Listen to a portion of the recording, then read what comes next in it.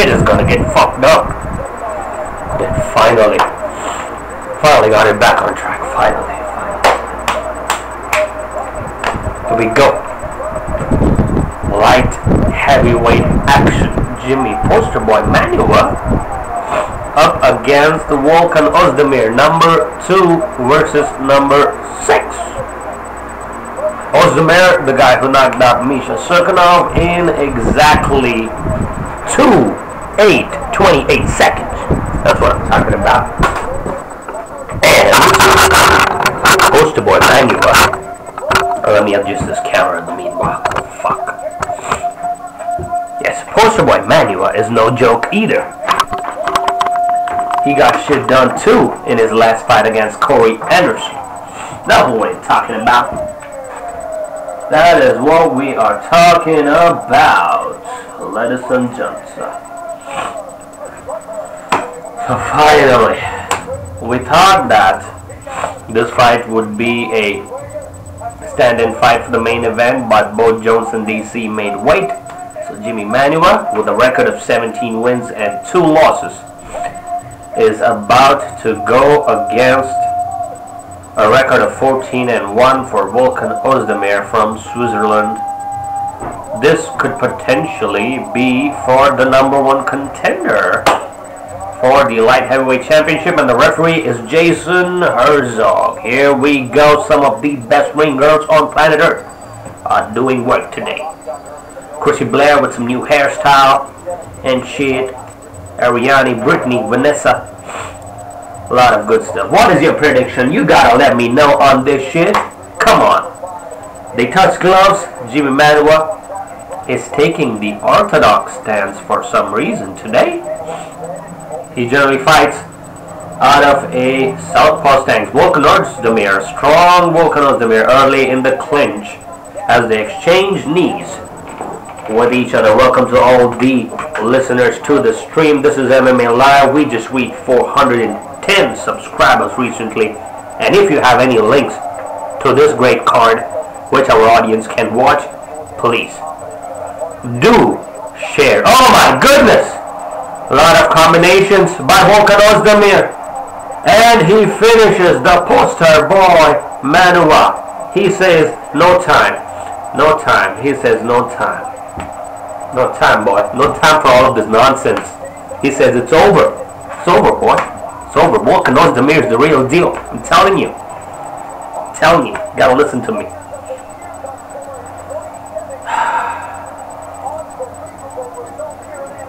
What the fuck is this Z-arm? Yes.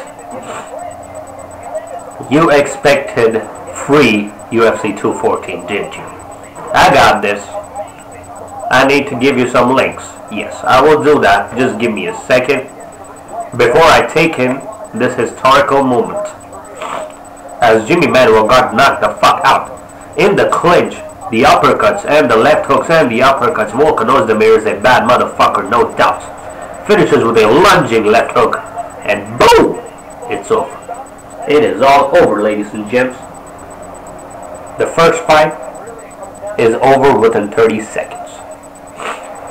Jimi Manuwa's clinch was so weak, no pressure at all.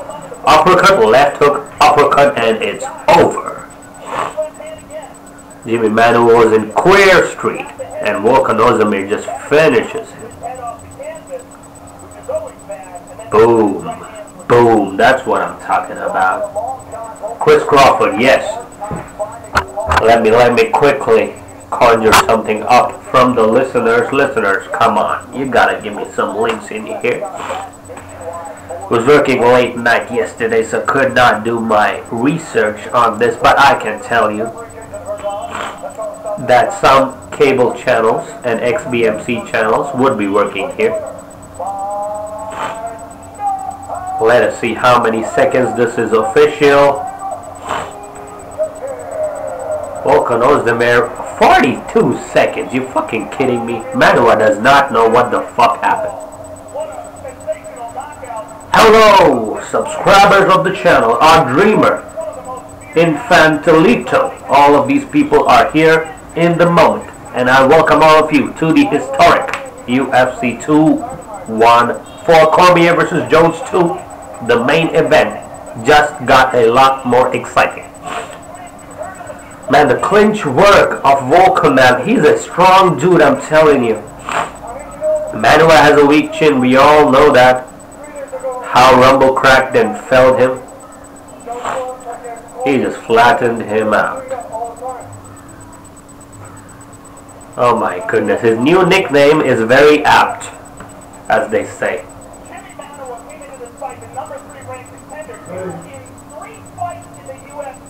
This guy is gonna be a #1 contender in 3 fights in the UFC. Can you fucking believe it? Lights out. That is it.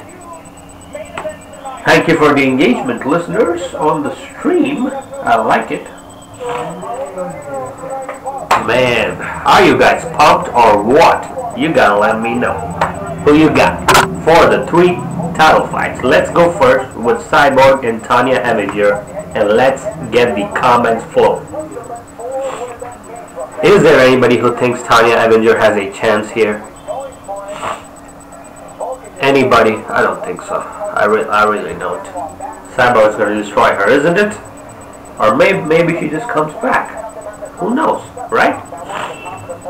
But man, Volkan Ozdemir is a really strong dude. He looks really fragile looking for 205. Man, he packs a punch. Paige Van Zandt, Cup Swanson in the fucking house.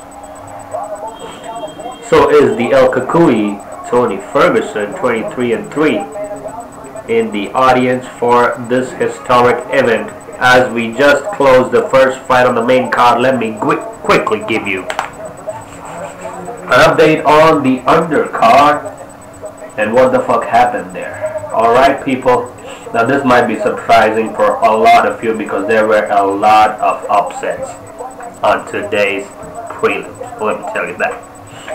First fight was between Joshua Burkman and Drew Dober, and guess what? Drew Dober gets the TKO early in the first itself. Man, that was a great beginning to the prelims. Then we had Eric Shelton versus Jared Brooks. Jared Brooks, the winner by decision. Callan Kern, a UFC veteran, went up against Alexandra Albu, but because of the superior takedowns, the UFC newcomer Alexandra Albu gets the decision victory, and correctly so, in the flyweight division. And then we had Andre Touchy-Feely versus Calvin Kattar, and Touchy-Feely got touched and felt by Calvin Kattar, the winner by decision, again due to superior wrestling and takedowns. As DC enters the venue, he looks like he is ready to go. Megan Olivi on the background, the light heavyweight champion, feeling good, making weight without the use of any towel. Man, who would have thought that was possible? Tonya Evinger, Damien Maia, John Jones, Art Dreamer. India's cool? Oh yeah, India is cool. Sweet Graphic Arts, Cowboy, Cyborg, Maia, DC. Oh my goodness, people are rooting for DC, isn't it? Ruthless One is next. Robbie Lawler versus Cerrone, the dream matchup without any title fight implication. But let's be honest here. My prediction is Robbie Lawler by TKO in the second, or probably the last round, because I don't think Cerrone takes enough breaks in between fights. That's the biggest problem. He has taken some break for this one. Lawler has taken a lot of break for this one, but is it really enough? That's the question, because he got knocked out cold by T-Wood, the chosen one, who is defending his welterweight championship. My goodness. What a finish by Volkan though, man. How cold-blooded motherfucker from Switzerland. And I thought these people just make Swiss cheese. That's all I thought. And I was so wrong. Minecraft and Rocket League gaming when I'm 21. Anyone having any free links? Yes, we would try to get it done. I've got my friend working on it right now. But yeah, this time they kind of sealed the deal actually. They've closed a lot of the usual links, but I will give you one. People say cerrone. Okay, I got 2 cerrones here. Alright. This should work. Go to this website and you guys could probably search for UFC 214 and actually this link works most of the time. It's a website which generally streams UFC pay-per-view events. So I cannot give you the exact link, but I'm pretty much sure that you would find a low quality link somewhere. But in case you can't, the only option available is Kodi or cable. If you know what Kodi is, obviously you would. It's a streaming facility which is available online, and maybe the fighter who's going to win the next one is going to fight for the title. Who knows, man? Gabriel Masvidal got defeated by Damien Maia, and Masvidal defeated Cowboy Cerrone before this. Robbie Lawler is number 3. So the rankings are: Maia is number 1, who's fighting today. Stephen Wonderboy Thompson is number 2. Lawler is 3. Masvidal 4. Carlos Condit is 5. And Cerrone is 6. So the winner should probably fight the loser of this one. And most of you guys should be getting... Okay. So we got an official link, people. Here we go. Stream2watch.cc, as I said, live now, MMA live stream, UFC 214. You can watch that and listen to the commentary by me while we are at it. People, if you cannot be pumped for the next one, man, I don't know what kind of MMA fan you are. Robbie Lawler is returning. I don't know how many of you like Robbie Lawler, but he is one of my favorite fighters. The ruthlessness, the stand-up approach to most fights, and the no-holds-barred badass that Lawler is. If you remember when he defeated Rory McDonald, he could not speak from half of his mouth, but he still was screaming on the top of his lungs.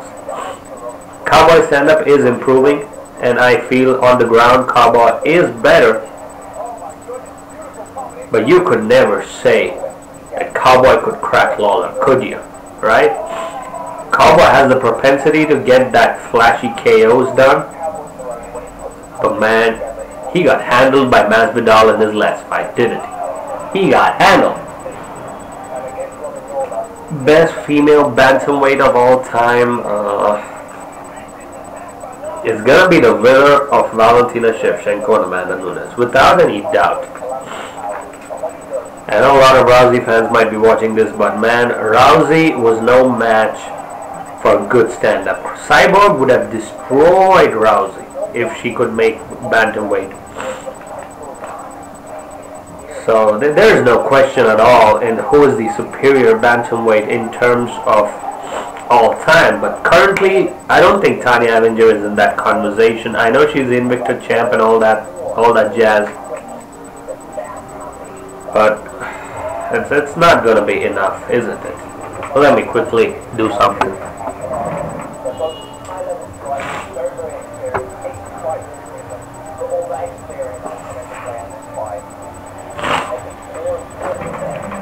Man, this cold is acting up as usual. Ugh. So I'm officially reposting the link once more. There is a strong argument that either Valentina Shevchenko and Amanda Nunes could be the best bantamweight of all time. It's pretty apparent because, I mean, their stand-up is on another level. And Shevchenko caused problems to Nunes in their last fight in the 3rd round. So don't forget that. Cowboy Cerrone is feeling it. Meanwhile, both these fighters made weight at 170 pounds. Man, I'm just concerned with Cowboy's chin off late. He's getting a little old. Let's be honest here. I know Lawler is a little older, but Cerrone, man, he is the 2nd most victories he has in the UFC history. He has 19 victories. tied third most finishes in UFC, Pride, and Strikeforce history. He also has 8 wins by knockout and 16 wins by submission. So his ground game is legit.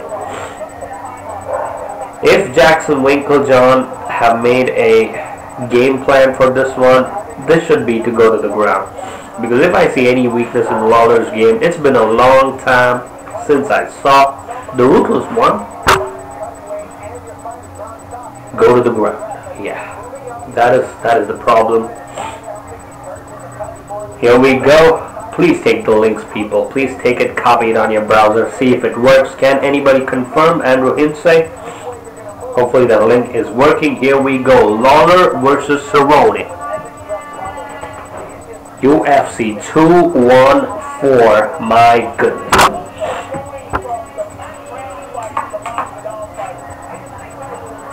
Oh, if there ever was any card with more dream matchups than this, I do not know what would be.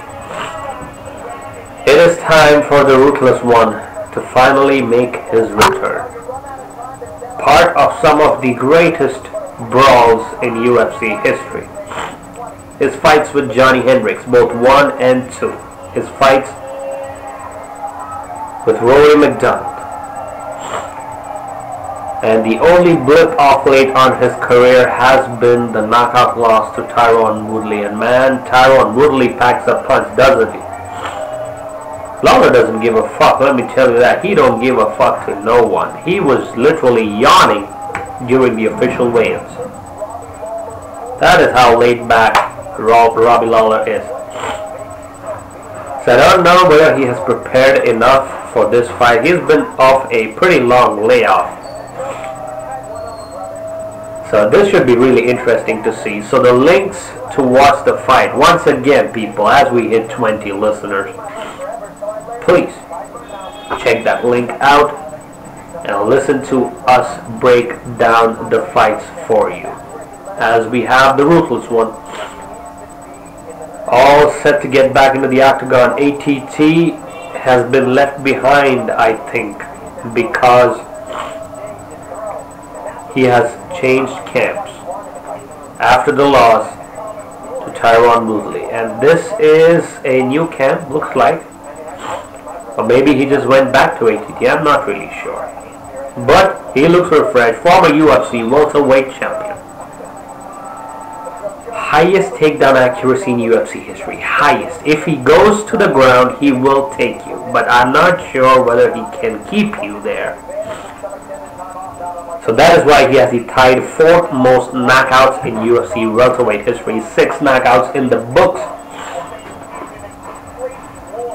Most of us feel that Lawler should be getting it. There are a couple of Cerrone fans too, so it's going to be a back and forth affair. I'm expecting a finish. Round 2 or 3. The crowd just went nuts. The crowd is on their feet as we speak. He's feeling good. He's feeling relaxed and laid back, just as he should be. He was a little too twitchy in his last fight against Lawler is relaxed. Cerrone is full gangster mode right now. He is gonna be fighting the number 3 ranked guy. So let's see the tail of the tape. Cerrone is 34. Lawler is 35. My goodness, these people age quickly. Cerrone 6'1", and Lawler has a 1-inch reach advantage. That is the official tail of the tape, brought to you by absolutely fucking nobody, because nobody sponsors this show. Bruce Buffer doing the official introductions as usual. And Cerrone looks game today. He looks game as fuck.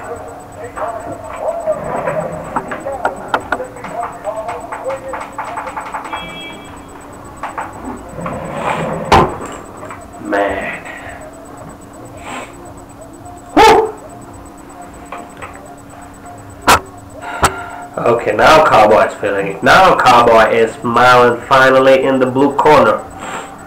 It's Donald Cerrone. Ruthless stand-up better kicks than hands in my opinion, and Robbie Lawler better hands compared to kicks. He's got a lot more losses on his record than Cowboy Cerrone. It is Robbie Lawler who has a record of 27 wins and 11 losses. He is the favorite as per Las Vegas odds. Looks like we are all set to be in action for this dream matchup between Cowboy versus the Ruthless One. For the very first time, man, I could watch these fights multiple times as the referee in the octagon doing the ring work is Big John McCarthy. Beautiful. In girls, round one. Here we go. Will they touch gloves? Lawler generally fights out of a southpaw stance. Cowboy preferably orthodox. Look out for the kicks of Cowboy and the straight. And they do touch gloves. Oh my God, Lawler opening early with some knees. Oh my God, what power by Lawler. My goodness, Cerrone is in trouble. Lawler going gangster. He is a slow starter, but man, he's absorbed a lot of punishment. Man, he is clinging on. Lawler is pouring it on right now as we speak, but Cerrone just took it. Combinations by Lawler. Hopefully he does not gas himself out. Cerrone wants to clinch up against Lawler in the center, over under. Lawler does not want to have any of this. He wants to disengage. Man, what a barrage on return by Robbie Lawler. What a barrage. Straight up gangster mode. Good kick to the body by Cerrone in the midst of all of this. He has to get his bearings back.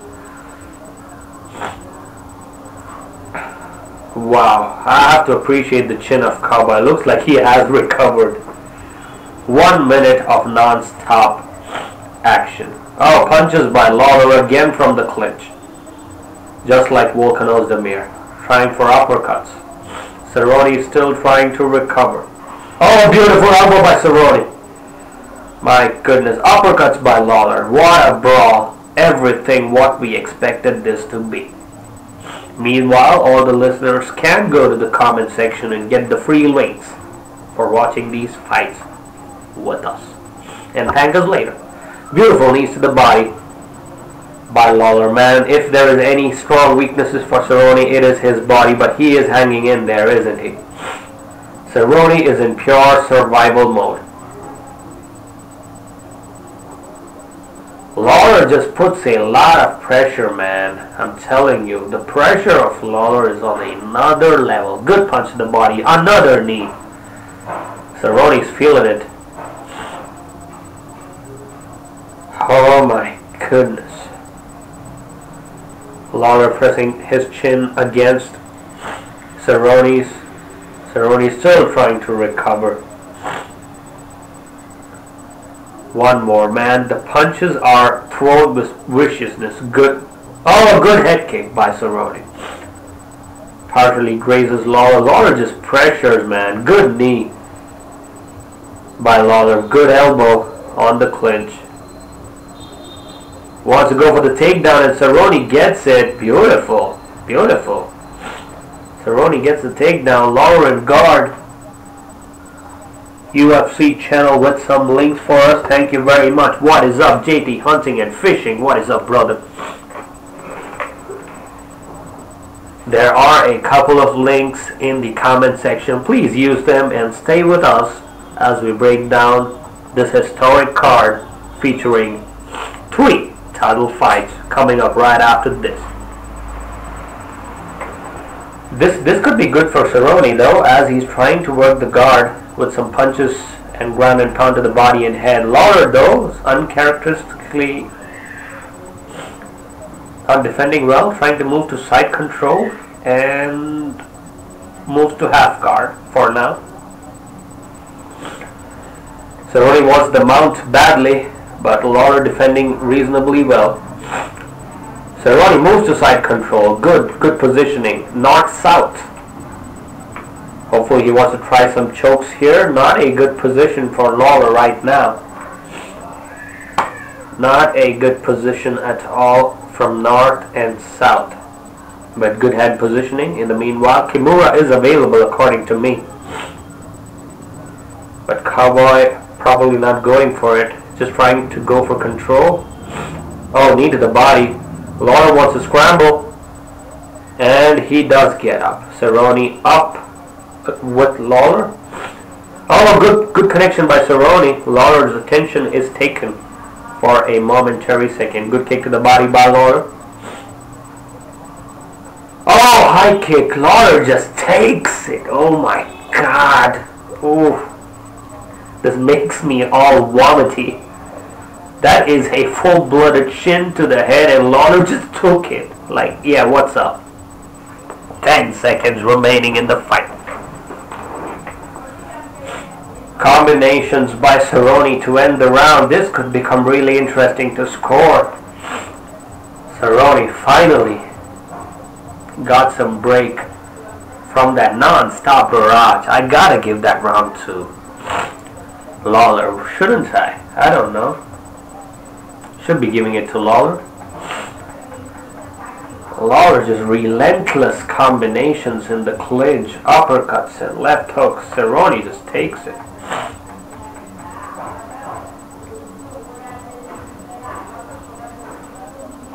Couple of shots landed well by Cerrone though, as he gets the takedown. Man, back and forth action. It's really difficult to score this one. Full blown shin to the head. Lawler just smiles at Cerrone. Just smiles.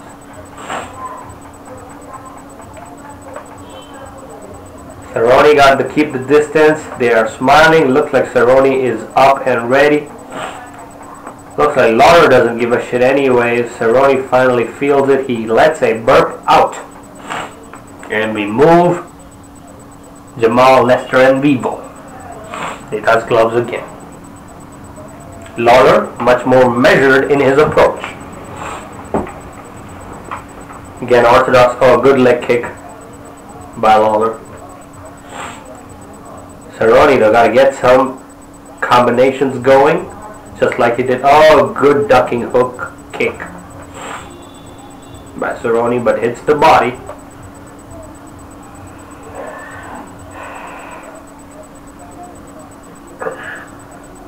Good outside leg kick. This cold is what is making me close my eyes as I'm trying not to sneeze, so don't be freaked out. Oh, combinations by Cerrone. Lawler feels it and pushes forward. Cerrone gotta be careful here. Oh, good side kick by Cerrone. 4 minutes remaining. You gotta sing this bitch up.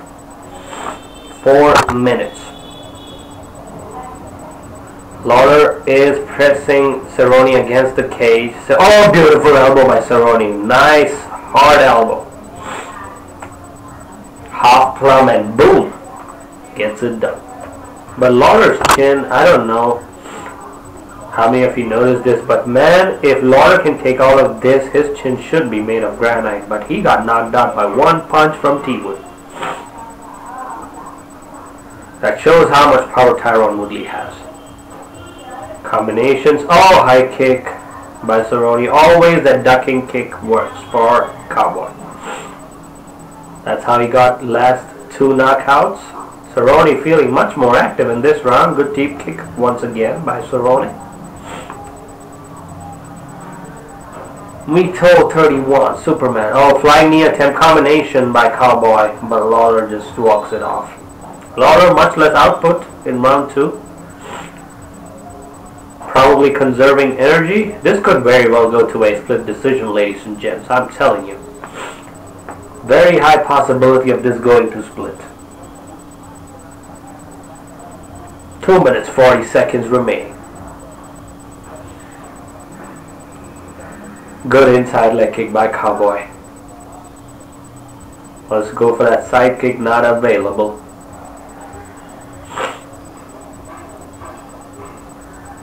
Whew. Cowboy pressuring. Oh, high kick. Combination by Cowboy. Lawler's hurt but recovers. Oh, good straight by Lawler. Lawler has to throw some more output. Oh, good knee, good knee. The elbow of Cowboy is very dangerous, even at 170. Good kick to the body by Lawler. Man, what a stand-up brawl. High-class stand-up at its best. Combinations by both men.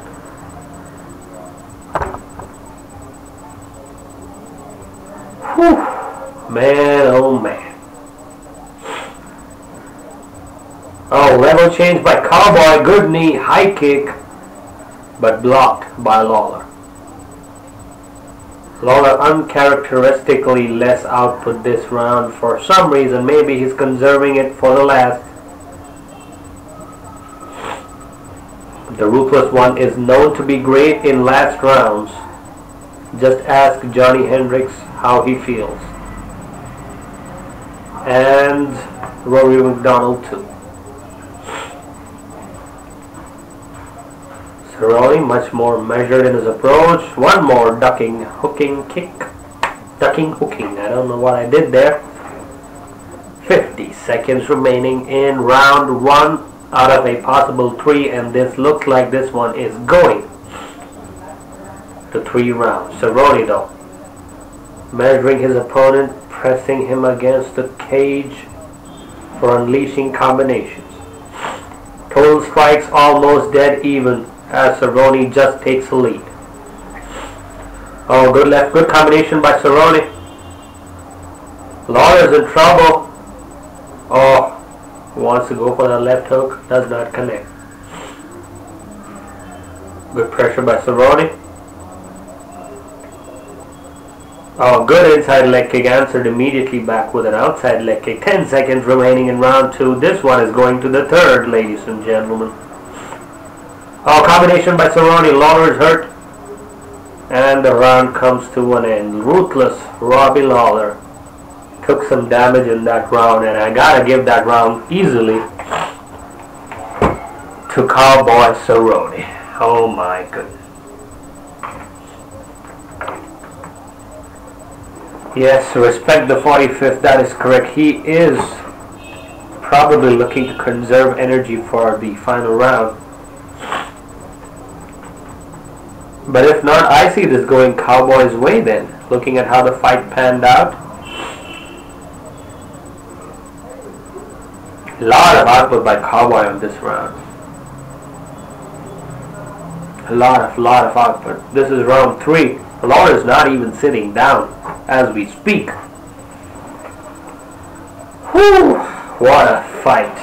2 rounds up, and I think Cerrone is a little ahead as we see the beautiful Ariane Celeste doing the ring work for UFC 214. In case you're looking for links to watch the fights, those are available in the comment section. Just scroll up and they are right there. Round 3, they touch gloves. Cowboy's like, let's go, son.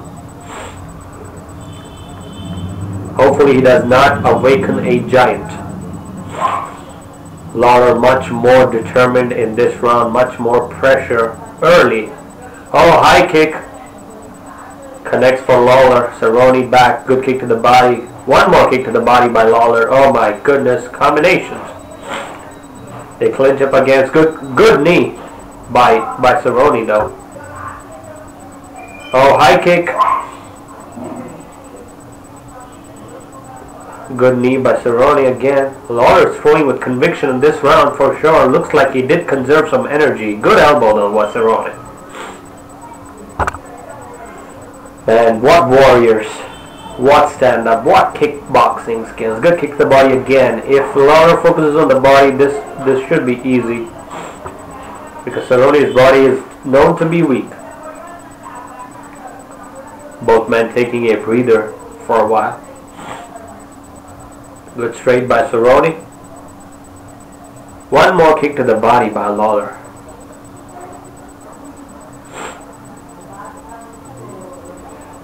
Good teep kick by Cerrone. Lawler though, still up against the cage. Good elbow by Cowboy. Good punch to the body. Good 1-2 by Cerrone. Even though these punches are not landing that cleanly, these will score in the judge's eyes. For sure. It's pretty even here. Lawler pressing him against the cage. Oh, good combination by Lawler. Cerrone on wobbly legs. But recovers temporarily. Wants to go for the takedowns. Lawler says, no son. I am not giving you a takedown in this round. I just feel this is going to go to a split decision. I just got that feeling. Cerrone though, maybe looking for a takedown.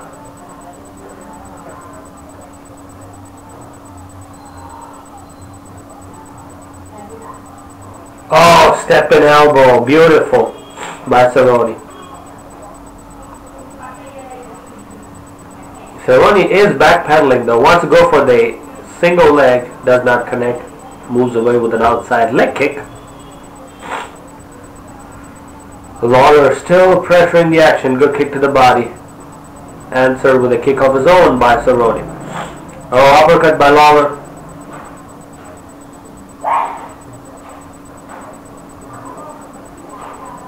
Oh, high kick by Cerrone. Blocked by Lawler. Lawler just, I don't know, maybe he slowed down again, except with the kicks to the body. Jabs landing for Cerrone throughout this fight. Oh, combination by Lawler. Oh, Cerrone answers back. Looks like Lawler's hand might be broken. He is adjusting his right hand though. Punches to the body by Lawler. I don't know how to score this fight. This is getting really close. Combination by Cerrone. Blocks by Lawler. 1 minute 20 seconds remaining. One more ducking kick. One more block by Lawler. That hand should be feeling it right now. But right now it's pure adrenaline as we speak for these two warriors. Cerrone with some more punches which are grazing the neck of Lawler. Good knee to the body by Cerrone. Wants to go for the takedown. Does not get it once more. Lawler with some punches. 50 seconds remaining in what could be the fight of the night easily, in my opinion, till now. Unless DC Jones serves something up. Good combination by both men. Cerrone is outlanding in this round. So, by a slight margin, but he is outlanding in this round. So I think this one will be going in favor of Cerrone. Good kick to the body. Cowboy with some combinations.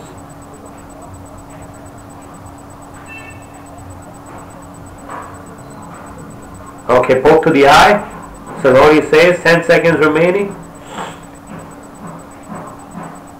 Okay, is this gonna end? Doesn't look like it. Good high kick by Cerrone to end.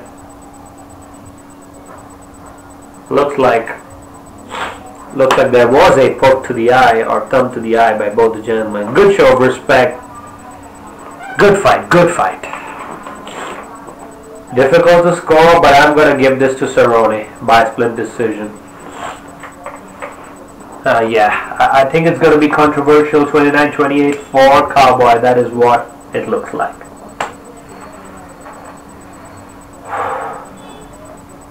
Thank you to all the listeners once again. It's pretty even if you look at round 3.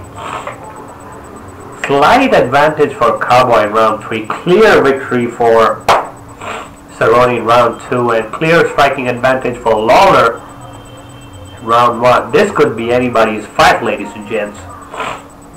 Oh my god, my nose is so runny.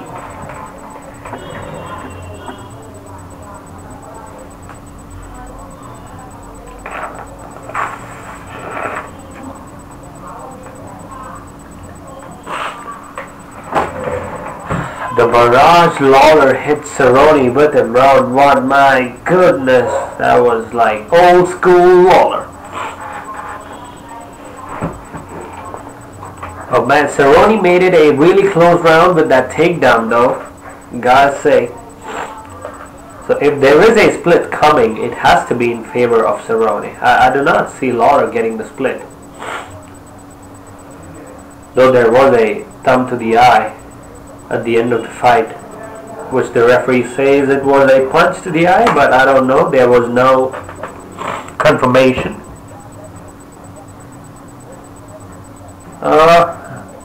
Is anything beeping? No, nothing's beeping. Could be my UPS.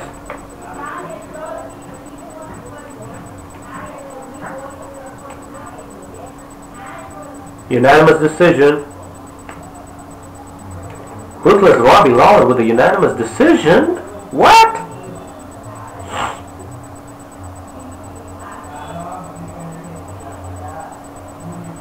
Okay, so that's a 29-28 for Lawler. Maybe the end of the round probably got it in his favor. That's a pretty controversial decision, if you ask me. Yeah, this is unanimous decision for Robbie Lawler. It is what it is. He has won 6 of his 7 fights. And he is going to be calling out for the champion of today's welterweight bout between Damien, Maia, and Tyron Woodley, which is coming up after the Women's Featherweight Championship goes online between Cyborg and Tonya Evinger. It was a back and forth fight. I could have given it for both guys. I mean, could have declared it a draw. Round 3 was really close, let me tell you that. Real close third round, but Robbie Lawler finds a way to win it again in round 3. For your winner by unanimous decision. Yes. Do not leave it to the hands of the referee, as they say.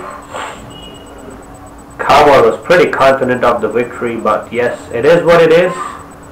Pretty close fight. Holly Holm is in the crowd.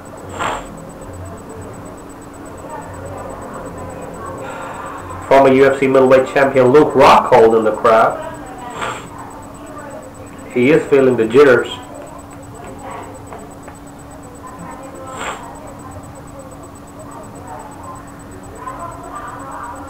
Man, Cyborg is up next. Cyborg versus Tonya Evinger. Tonya is the women's bantamweight champion, but is Cyborg a little too much for her?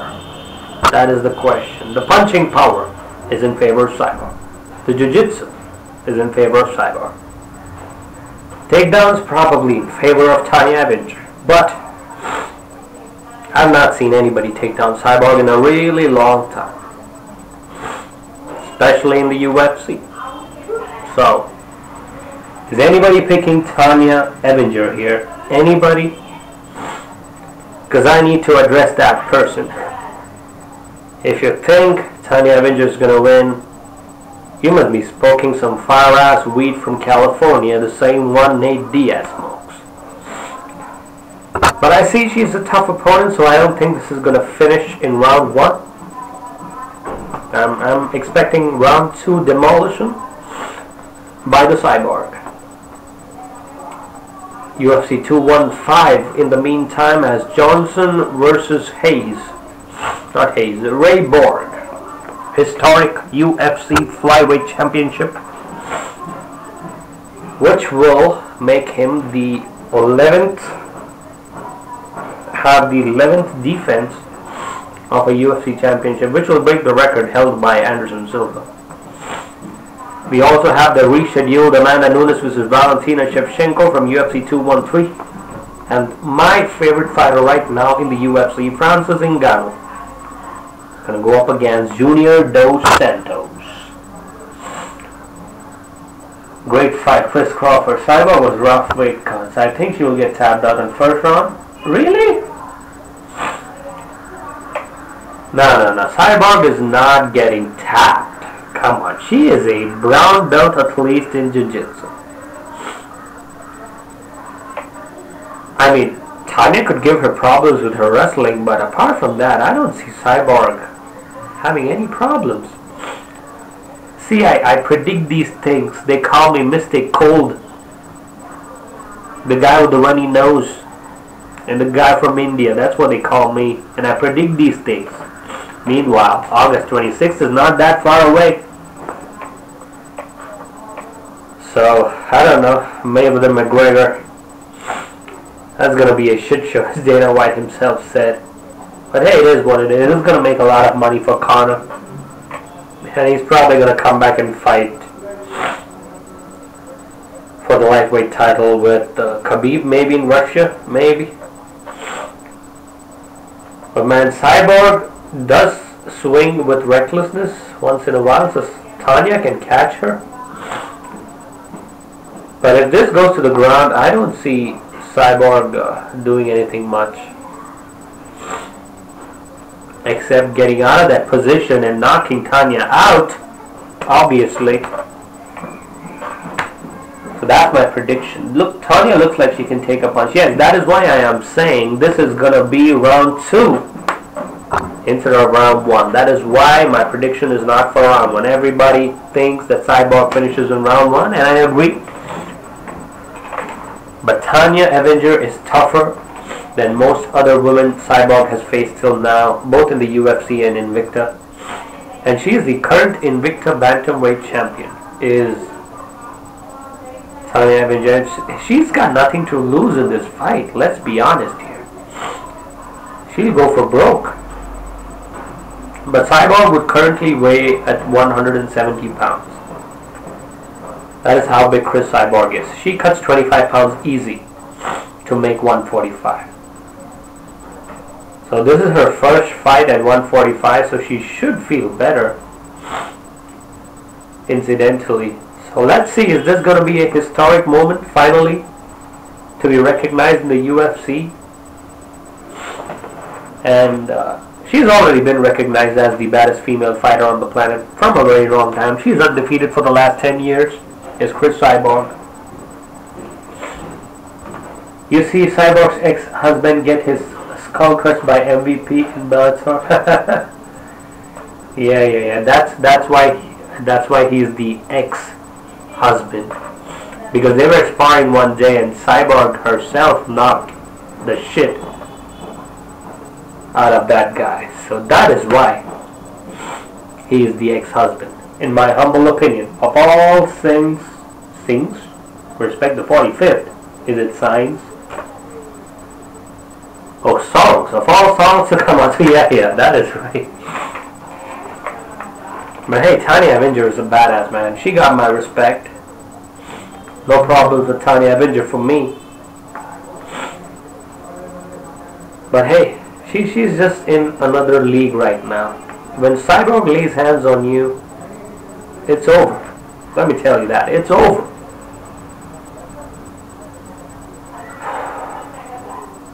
Meanwhile, if you're liking the commentary, you should probably go and hit that subscribe button and maybe leave a like. Would help out the channel a little bit. In the middle of all of this fever and cold and nonsense which is going on in my life. Too much work, man, these days. Too much work. But I'm not complaining. Gotta sling dick as usual, as Joey Diaz says. Gotta get shit done. Tonya Evinger looking in good shape. Good shape, Tonya Evinger. She's a big woman. She has that mom bod. You know, that soccer mom kind of body. But I think she can make 135 easy. Easy 135 for her. She is the former Invicta Bantamweight champion. She has never been beaten in Invicta. She's finished 15 of 19 victories, 8 by knockouts and 7 by submission. She is unbeaten in her last 11 fights, 10-0 with 1 no contest. Is the Invicta Bantamweight champion Tonya Evinger. Cyborg has only been beaten once in her entire mixed martial arts career.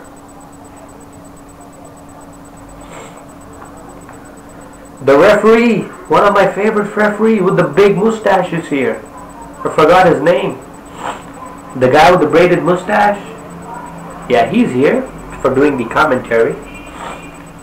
Meanwhile, Cyborg is about to enter the octagon in Honda Center in California. She would probably be wearing yellow trunks if I am not correct. I mean, that's my prediction. She's from Brazil.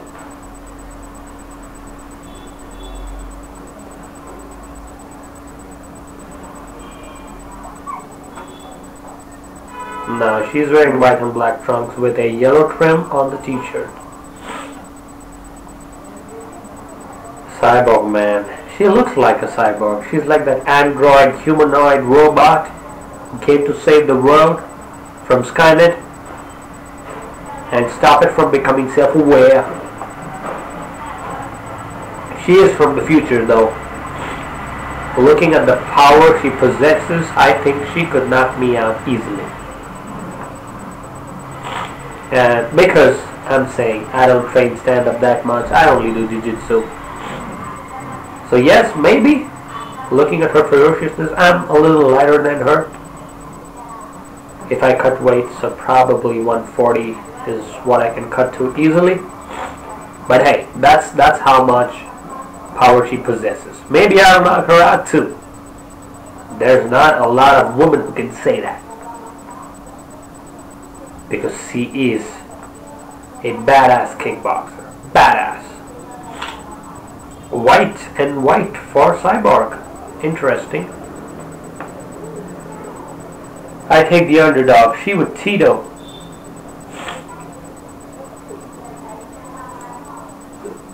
Okay, a lot of people saying that Cyborg will be sleeping in a minute.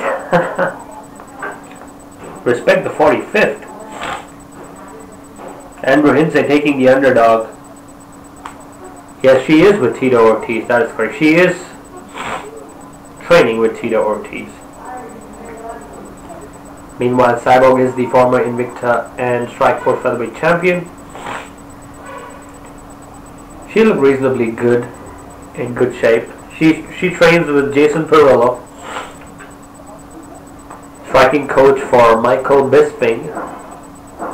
So it should be interesting to see. I think they will touch gloves also.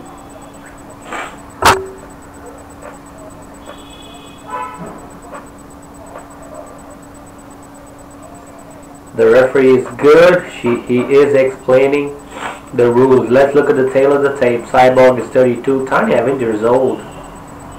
36. Height is virtually identical. Evinger will have a 2-inch reach advantage. Cyborg is slightly half an inch taller. So Cyborg has the age advantage. Cyborg also has the power advantage compared to Tonya Evinger. This is for the UFC Women's Featherweight Championship. To put in context how badass Cyborg is, Jermaine Durandame refused to even fight her and relinquish the title.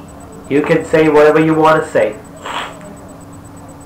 but she did not want to fight Cyborg. And the referee, Mike Beltran, my favorite referee, with the best mustache in the planet Earth.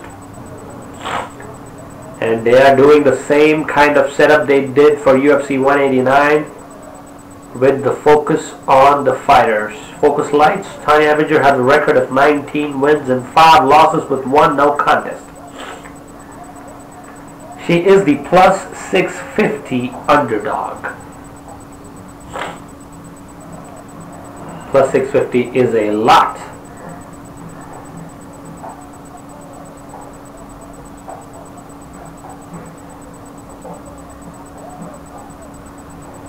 Cyborg is a minus 1100, 1100 favorite. 17 wins and only 1 loss. Fights from Curitiba, Brazil. Should be a really interesting first round. Really interesting to see what Tonya Evinger can do. Mike Beltran, hopefully his mustache does not come in the way of the fighters. They touch gloves. Here we go. I'm predicting a round 2 knockout or TKO by Cris Cyborg. Let us see whether Tonya Evinger can pull off the upset.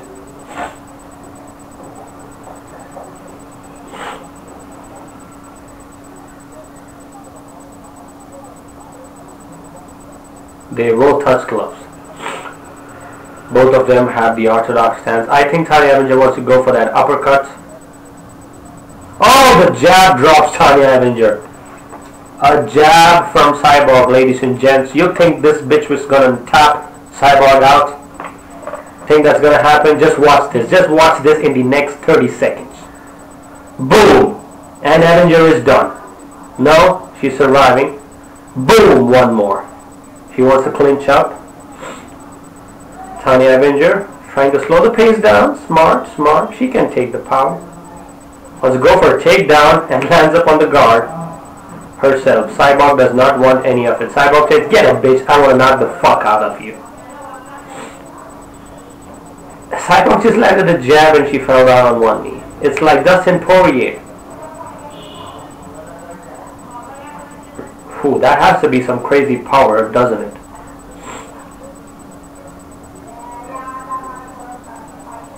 Cyborg is uncharacteristically patient. Oh my goodness, the combinations. 1-2 by Cyborg. Kick by Tonya Evinger.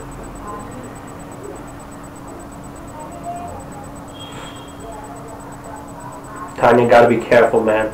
That right hand is coming. But she might drag it out to round 2, actually. That would be surprising. Cyborg is just staying patient here. She does not want to go rushing in and get caught. She knows she has the power advantage. Oh my god, what a solid leg kick.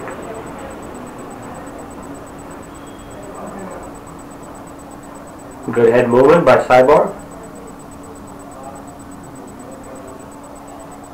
Oh, spinning back kick. Tonya Evinger wants to go for the takedown.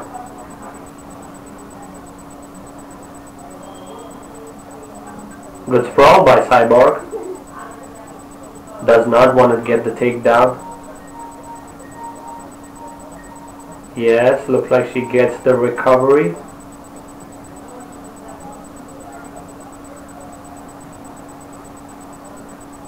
Cyborg is up immediately. Partial takedown. This might make Cyborg angry.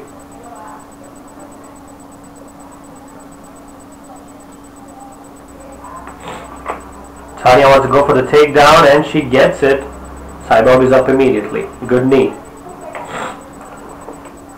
What is Tonya doing? You cannot take your show your back to Cyborg. Tonya though, game as they come. Women are fighting right now, Bell Pro.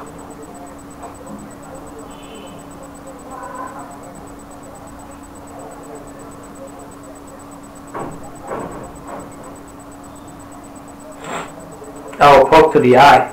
Stopping the action in the middle of all this. Cyborg said there was a thumb to the eye. Yes, there was a clear thumb to the eye.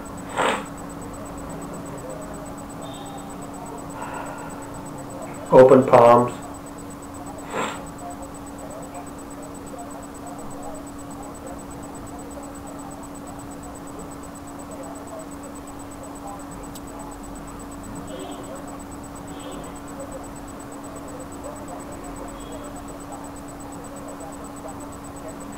Uncharacteristically stopping the action, Mike Beltran.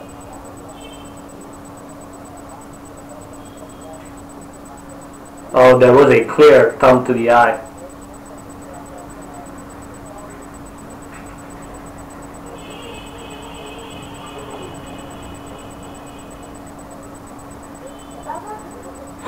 Doctor says she's okay. The Rock is in the audience, is he? Or is it Arthur Jones? Resumption in the action. Cyborg might get angry now. I'm just waiting for Cyborg to get angry. Hopefully she finishes this in round 2. Good inside leg kick.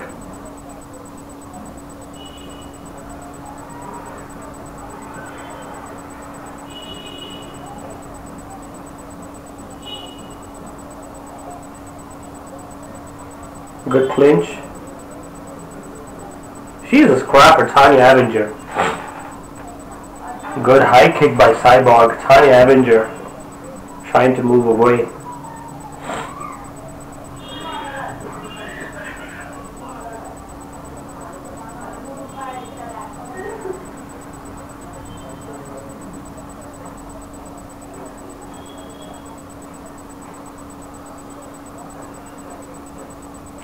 Combination by Cyborg, high kick.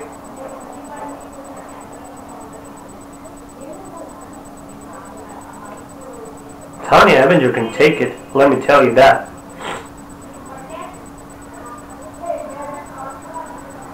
Oh, high kick by Cyborg. Combination to the body by Cyborg. Tonya Evinger is as game as they come. Good inside leg kick by Cyborg. One more. Tonya Evinger is nonchalantly playing this fight in round 1.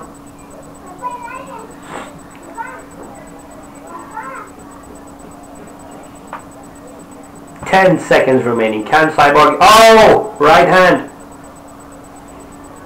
Right hand by Cyborg, but Tonya Evinger is still in this. And that's a clear dominant round in the books for Cris Cyborg. And if you thought she could survive round 1, I had already predicted it. Cyborg trains with Tito Ortiz and Jason Perillo. Man, that is a great team.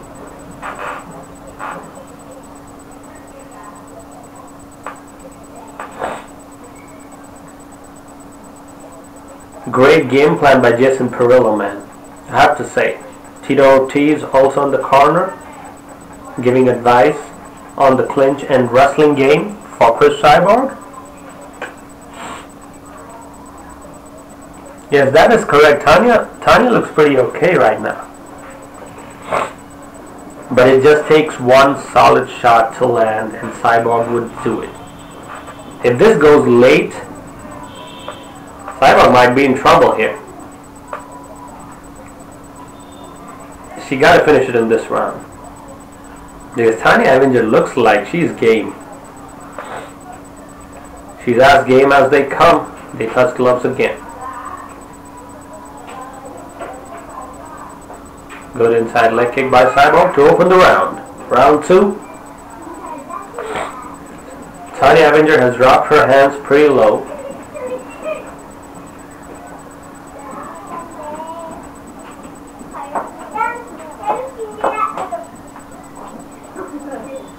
Good inside leg kick once more, this time checked by Cyborg. Cyborg is really patient. Looks like this is part of a game plan.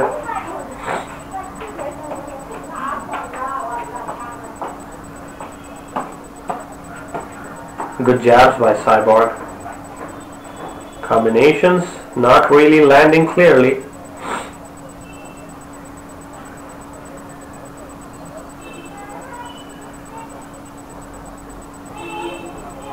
Oh, good high kick. Tonya Evinger is game, man. She is game.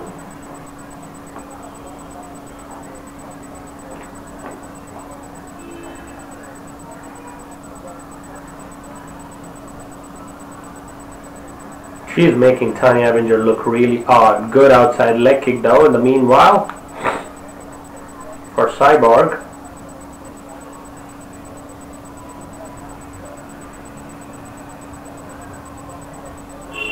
Pressure.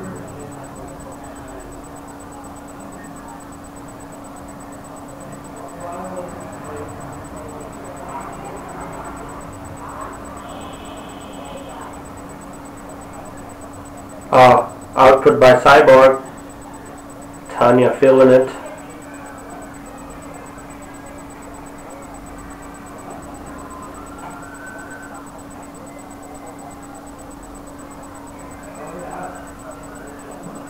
But she's not landing anything. That's the problem here. Tonya Evinger is not landing anything. Except maybe some low kicks.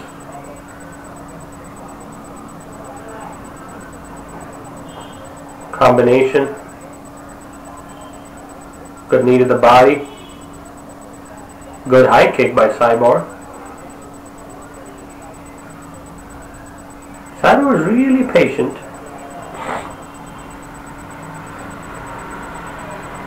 It looks like Tonya Evinger is the one who keeps getting stronger as the fight progresses.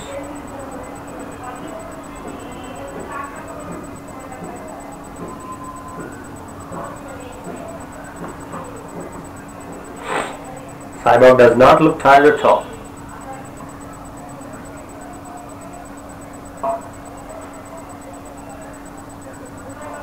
Oh, good left hook by Cyborg. She's the only woman who's been taking so much punches from Cyborg. Good left straight by Cyborg.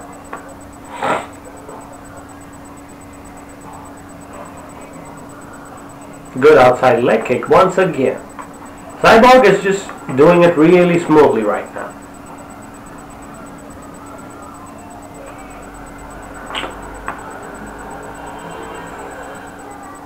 Good inside leg kick by Cyborg once more. A lot of octagon pressure and control.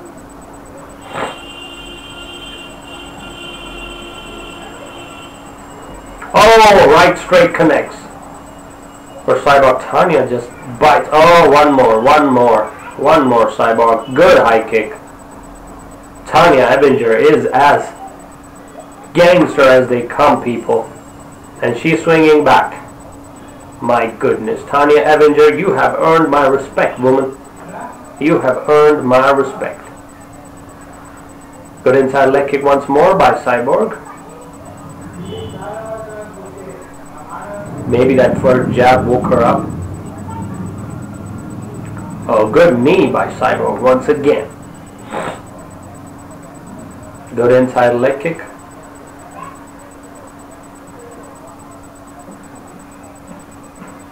Tonya Evinger, just props for staying in there with Cyborg, man. I gotta give you props here.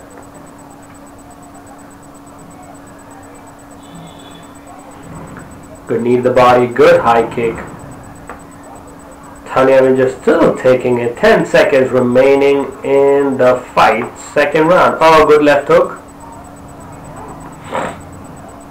As the round comes to an end, that is one more dominant round in the books for Cris Cyborg.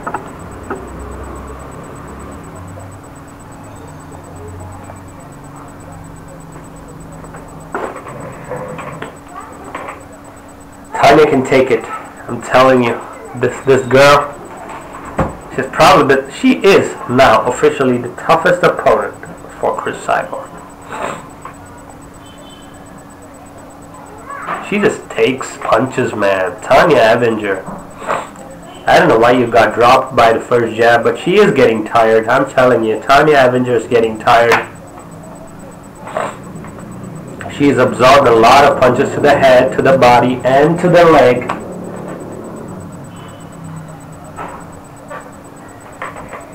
By the way, somebody said that Cyborg would be sleeping at the end of round 1. Was it respect the 45th? Hey, that didn't happen, neither did what I said happen. So let's see how this thing plays out. Here we go. Round 3.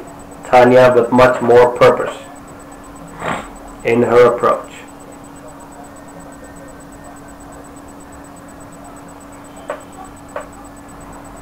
Good inside leg kick once more by Cyborg.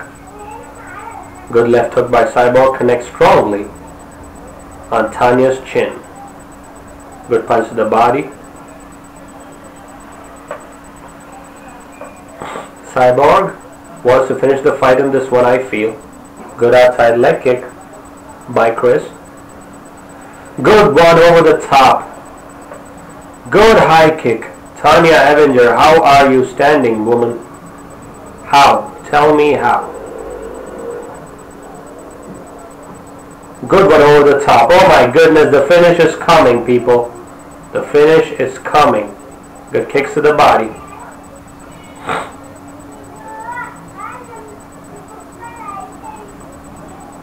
Man, Tonya went down, but she is still up.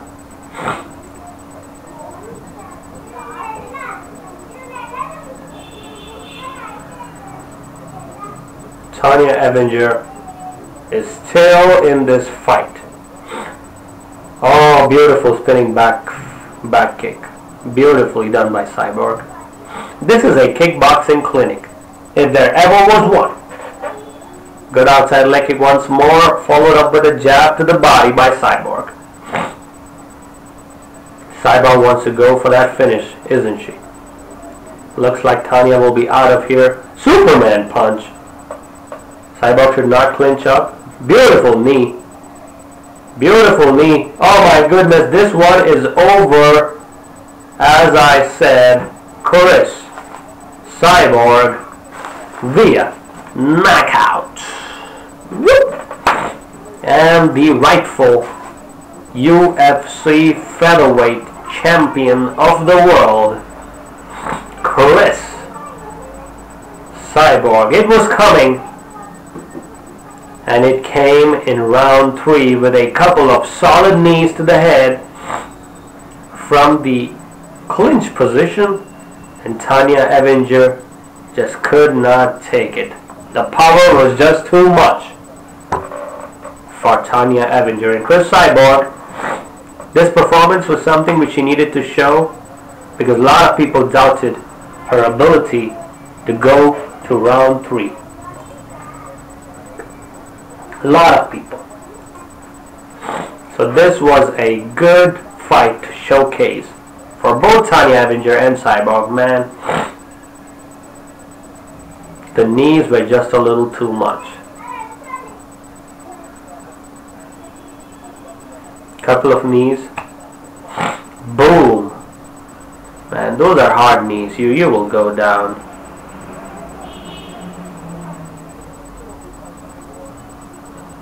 And cris Cyborg is now your official UFC featherweight champion.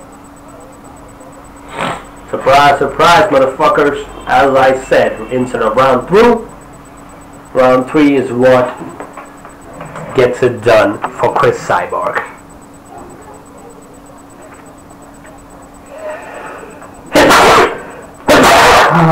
Oh my god, my cold is acting up.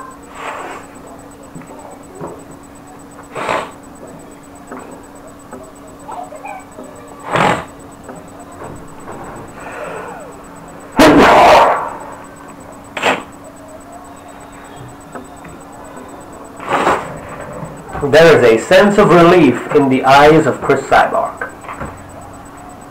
Sense of relief and sense of accomplishment.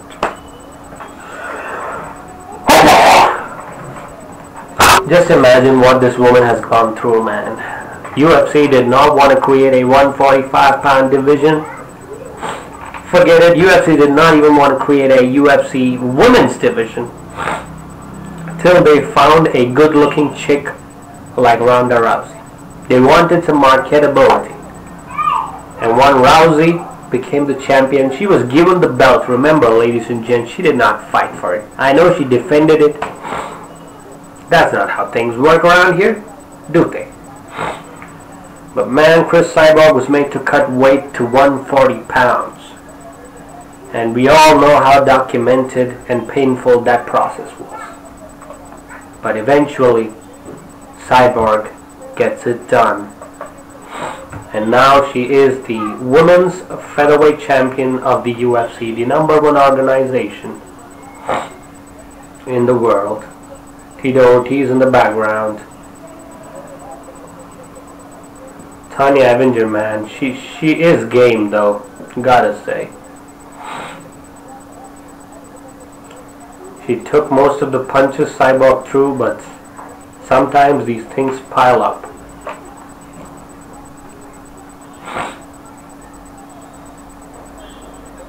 She is undoubtedly the best women's fighter on planet Earth at 145 pounds, without a doubt. Thank you, Ghoulish Grin Films, thank you. This is a momentous night, as rightly said. Meanwhile, we have Army Hammer. I don't know who this guy is. Maybe he's some Game of Thrones type of guy.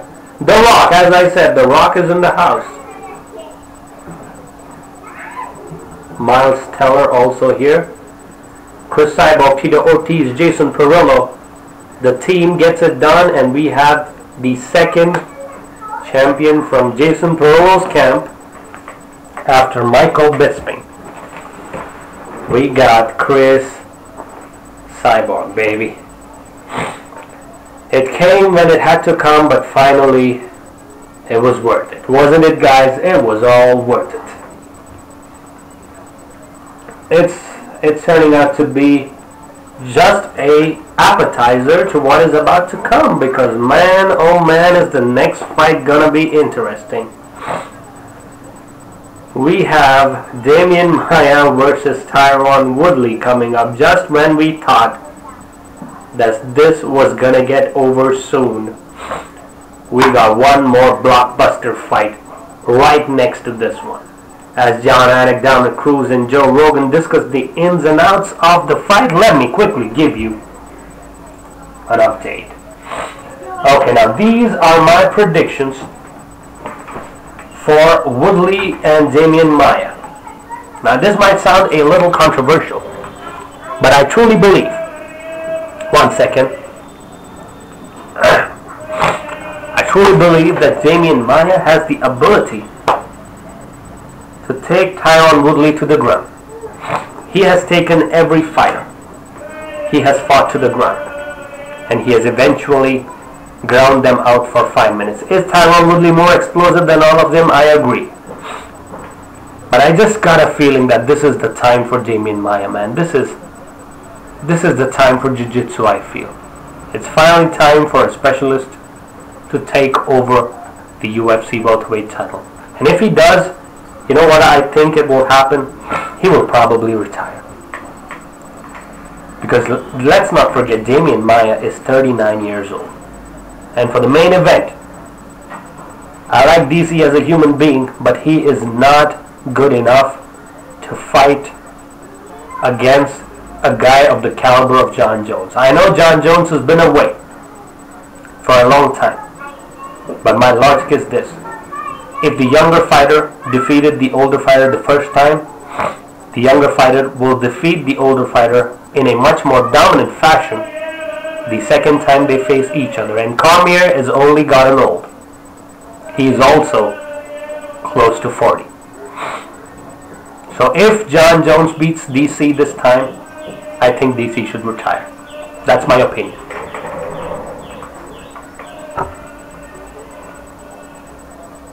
And the links, okay, I'll give you.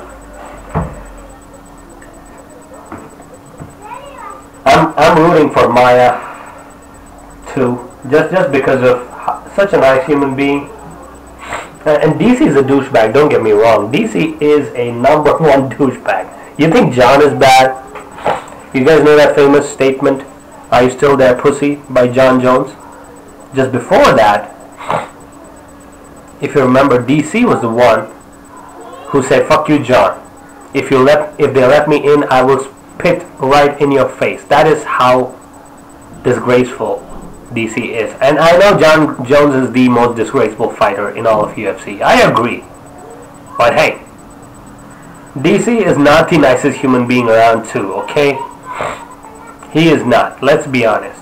If it was a nice guy competition, I'd give it to Rumble any day. But Rumble is selling weed right now in some state in America. So he's done from the UFC. And such potential, such power wasted such early in the age of 32 for Rumble though. I would have loved to see John Jones versus Rumble. But looks like that is going to be a dream. Okay, let's look at the links. Somebody sent us the links. There were a couple of links here. I don't know, I'm just copying them. If you want to watch these fights, these are the links to watch these fights on.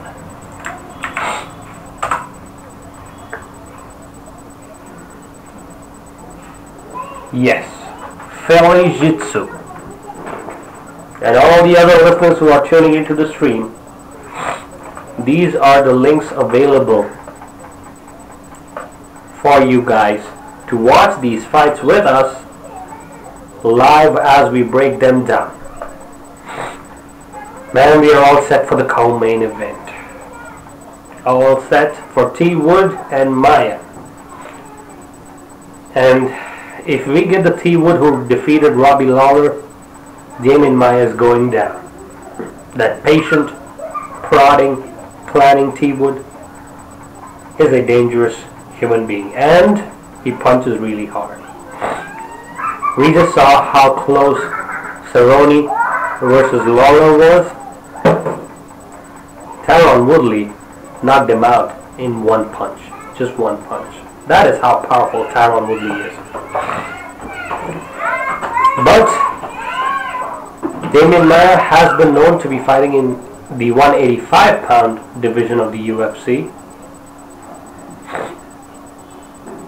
And before he dropped down to 170. And he has been on a tear. He defeated Neil Magny, Rick Story, Carlos Condit, Jorge Masvidal, en route to this fight. So he is having a solid run of fights in the UFC. Has he got a little less time to prepare for Woodley this time? I agree. This was put together a little bit early compared to usual, but it is what it is. Better late than never. Or in this case I should say, better early than never. Tyron Woodley is built like a bodybuilding machine, and his takedowns are second to none. Should be a really, really interesting fight, but this one could be really boring too. This fight has the maximum potential to be the most boring fight of all the fights today. We all remember what happened between Woodley and Wonderboy Thompson the second time they fought. They were just not ready to engage, and that could happen here. Woodley could just be maintaining his distance, jabbing away all night at Damien Maia, who might have difficulties in covering the distance. So it is what it is. My prediction is still going to be Maia for the upset, even though Woodley is the favorite. But it could go either ways. I'm okay with that decision anyways.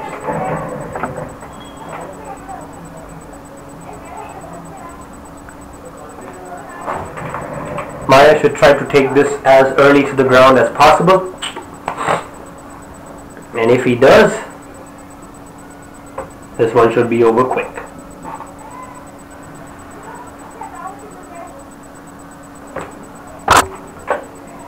Whew, what a momentous night.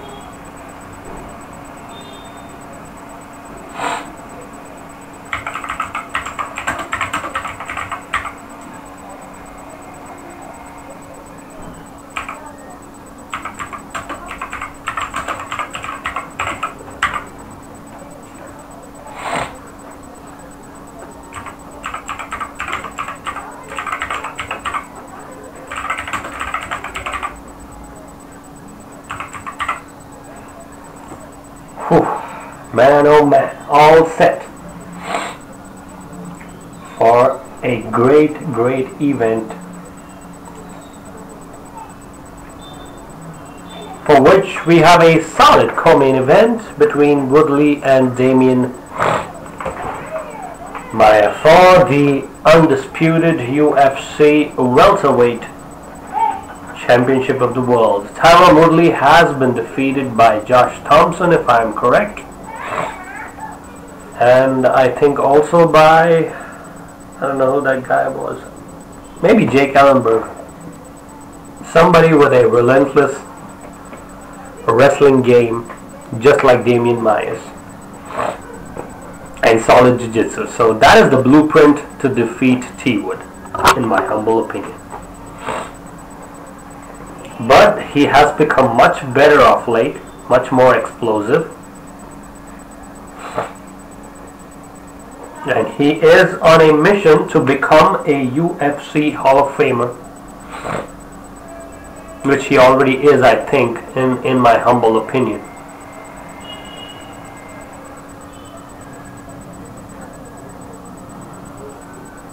He is looking much more serious in this fight, actually, compared to usual, is Tyron Woodley,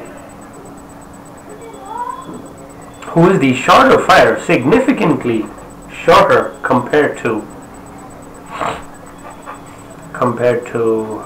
Damien Maia.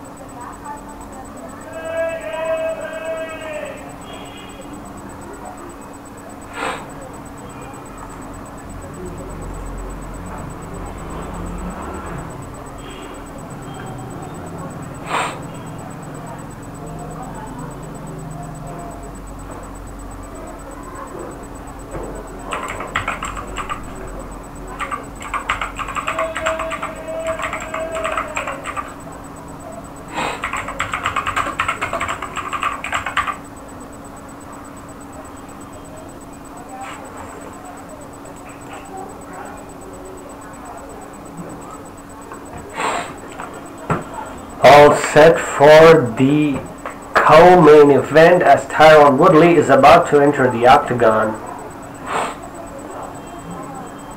Man, that t-shirt is really tight on him, isn't it?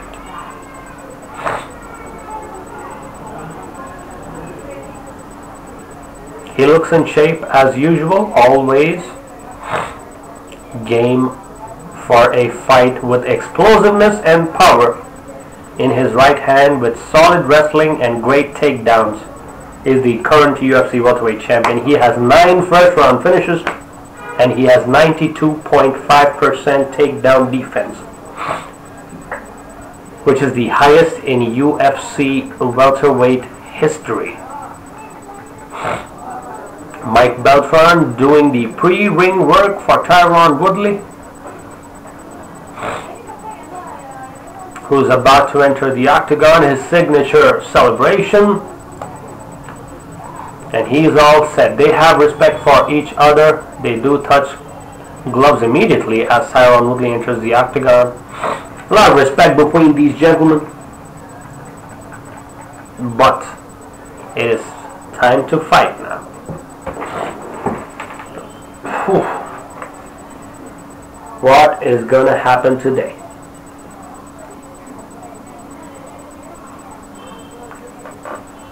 Maia's corner advising him immediately to stay patient and go for the takedowns. That is what I am assuming. Let's look at the tail of the tape for this UFC welterweight championship. Woodley is 35. Maia is 39. Woodley has a 2-inch reach advantage, but Maia has a 4-inch height advantage. Let's go as we speak. Dazed with Maia as the prediction. A lot of Maia supporters in the crowd, even though Tyron Woodley sometimes acts like an idiot.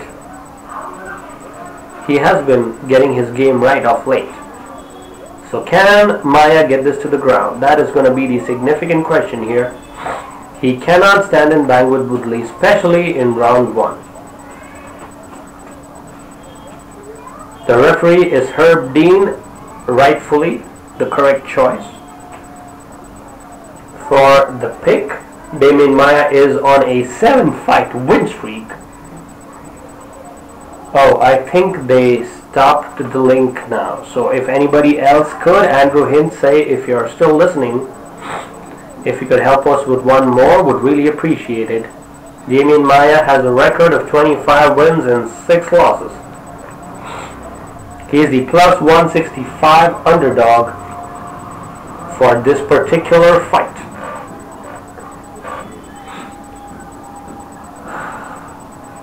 And it would be such an achievement if Damien Maia gets this particular victory.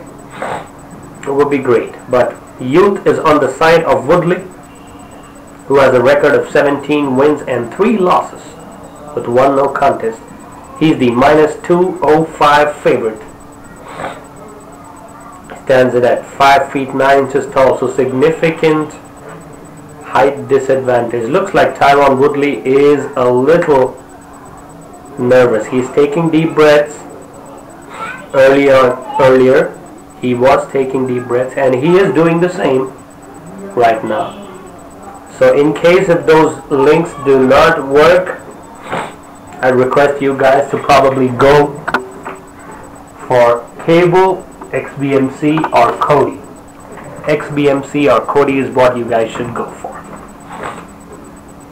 They will touch gloves, I believe. Damien Maia gotta be really careful early in round 1. Tyron Woodley might play this out for 5 rounds. This might become a really boring fight, so do not. Okay, so the website is Buffstream. Damien Maia, southpaw stance. Tyron Woodley, orthodox. Already low is Tyron Woodley. This might become a jabbing contest. Immediate shot by Damien Maia for a single leg attempt by Damien. Almost gets the fight to the ground, but no, says Woodley, who disengages immediately. Drops in for a single, does not have it again. So this is going to be a grappling match, ladies and gentlemen. This is really clear from the outset, from the approach of Damien Maia. Hopefully he does not get a flying knee to the head.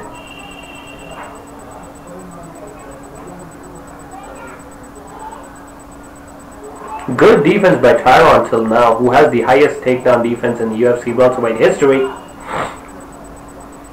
Good hand pressure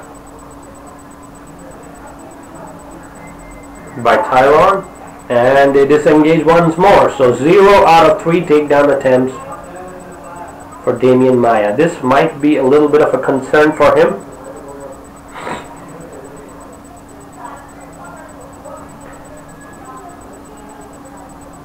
Damien Maia might want to mix in some strikes before he goes for the takedown. It is clear that he wants to get taken down, but he does not want this to happen at this position near the cage. Tyron Woodley should probably create some separation. Double leg takedown. Single does not have it. Grabbing the cage. That is a clear offense. That is not correct. Tyron Woodley blatantly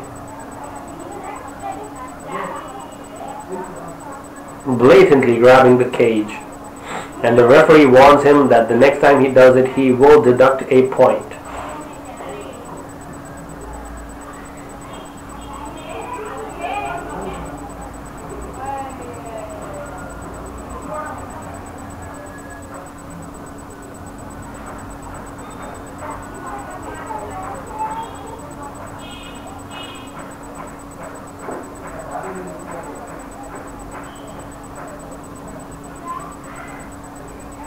Really interesting to see how this one plays out,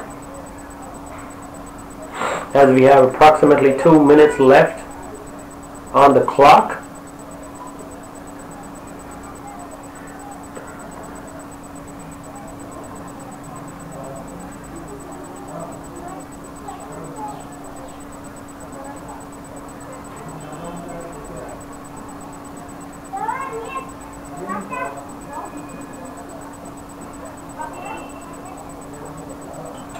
Damien Maia should shoot for it right now, because Tyron Woodley, if he gets some space, he will land on you. That is for sure.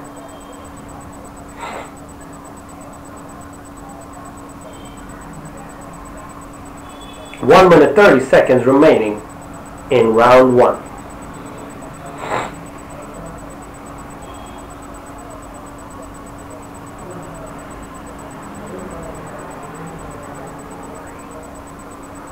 As I said, this might not turn out to be the most entertaining fight.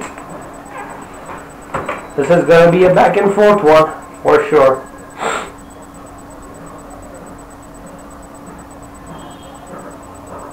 Beautiful level change by Maia, but good sprawl by Woodley. Defends the 5th takedown attempt also. Damien Maia might be getting a little restless because this round is going in favor of Woodley. Oh, good connection by Maia. Got the attention of Woodley though.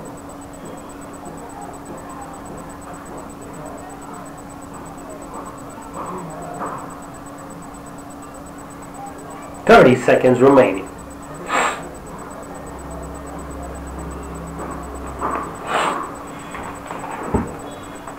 20.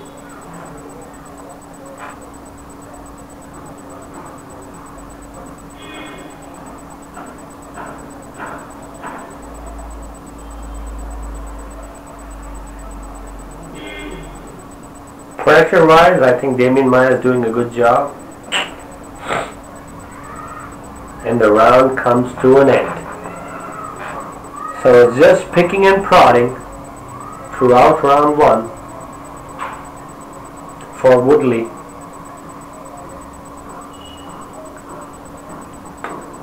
I think they will score this in favor of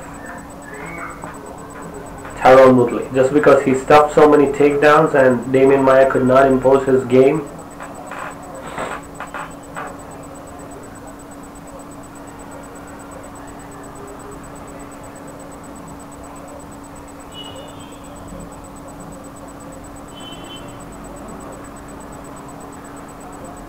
Oh, there is a clear swelling under the eye of Damien Maia.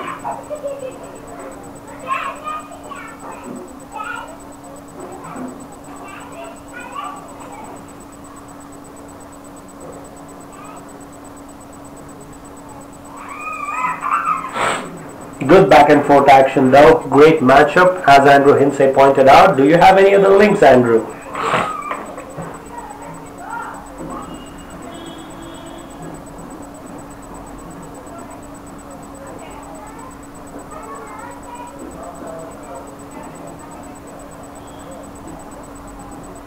There is a significant swelling under the eye of Damien Maia. Tyron Woodley wants to capitalize against it. Good inside leg kick by Tyron.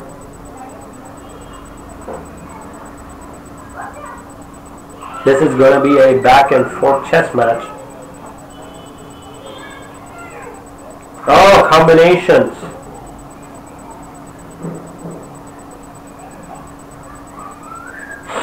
Gets the knockdown. Tyron Woodley showing some power early, not looking good for Damien Maia here in round 2 with a knockdown. He is going away. The right hand is coming. Oh, good left hook by Damien Maia. Left straight, connects for him. Good right hook by Damien Maia. Damien Maia.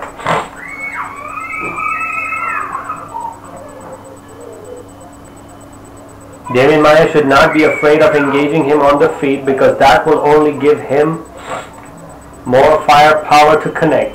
Tyron Woodley cranking it up in round 2. A beautiful level change, but does not get the takedown.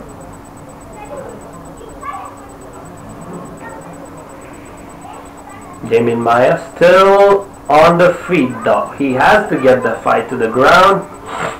Otherwise, this is, oh, beautiful stuff. Wants to get the takedown, but does not have it again.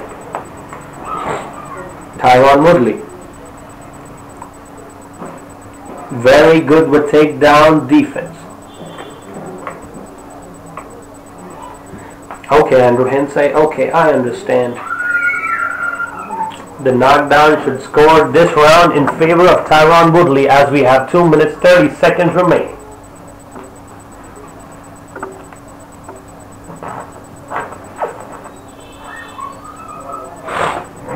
As I said, the audience may not like how this fight plays out, but it will be interesting to see the result.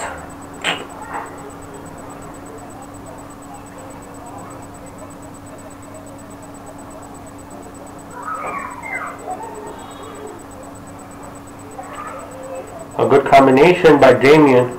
Tyron Woodley once more. Beautiful sprawl. Beautiful sprawl by Tyron. Damien Maia might be wondering what else does he need to do to close the distance and get the backpack going. Tyron Woodley playing it like an A.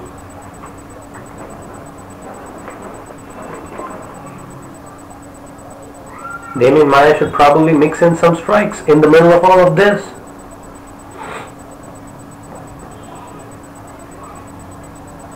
But he isn't. He is content to look for the takedown, look for an opening, and pounce on it. Tyron Woodley, I really do not know how you make 170 pounds. It is a miracle of human nature. Because this guy is around 200 pounds easy right now. Oh, good left hook by Damien. Tyron Woodley just eats it. Damien Maia got to focus on that striking at least. 50 seconds remaining. Woodley not trying to get complacent. The audience is getting a little restless. Just like Wonderboy Thompson and Woodley too. Just like that fight. Woodley having the dominance in overall striking, which is the norm. Damien Maia should probably throw that left hand a little bit more.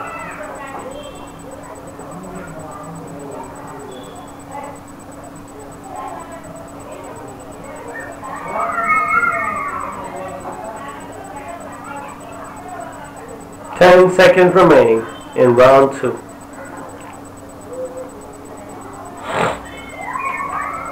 That swelling under the eye of Damien Maia has become a lot bigger as we reach round 3.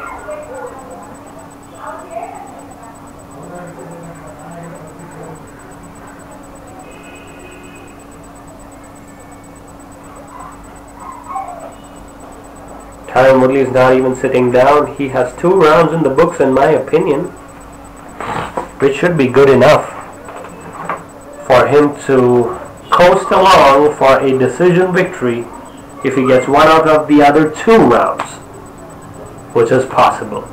So I do not know how this is going to pan out, but this one is turning out to be quite the actionless fight as we expected.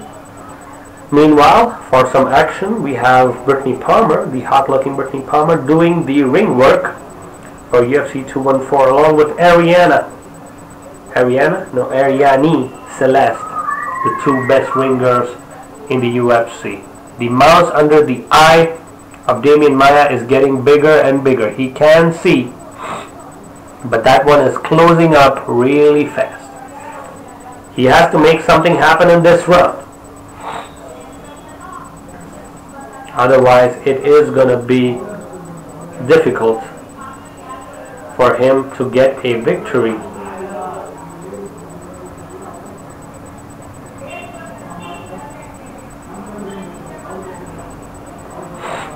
Damien with much more purpose in this round compared to the others. He has to throw that left hand once in a while at least. Cannot be looking only for takedowns, Damien Maia. You gotta throw in some strikes. Mix it up once in a while. Even though Tyron Woodley has got that one weapon, that solid right hand, you still gotta be careful. Gotta throw some hands here.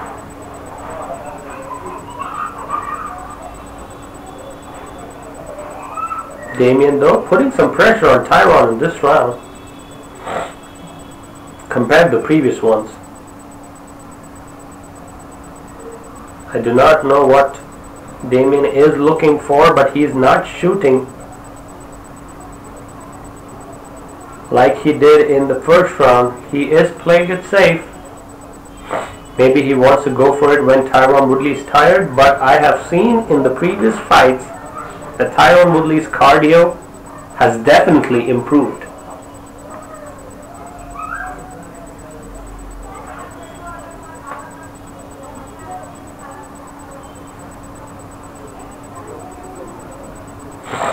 Good left straight by Damien Maia though.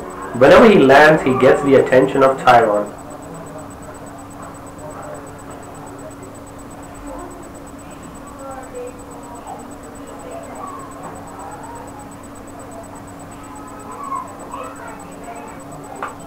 Tyron though again looking for that opening to land that right hand. Seems to be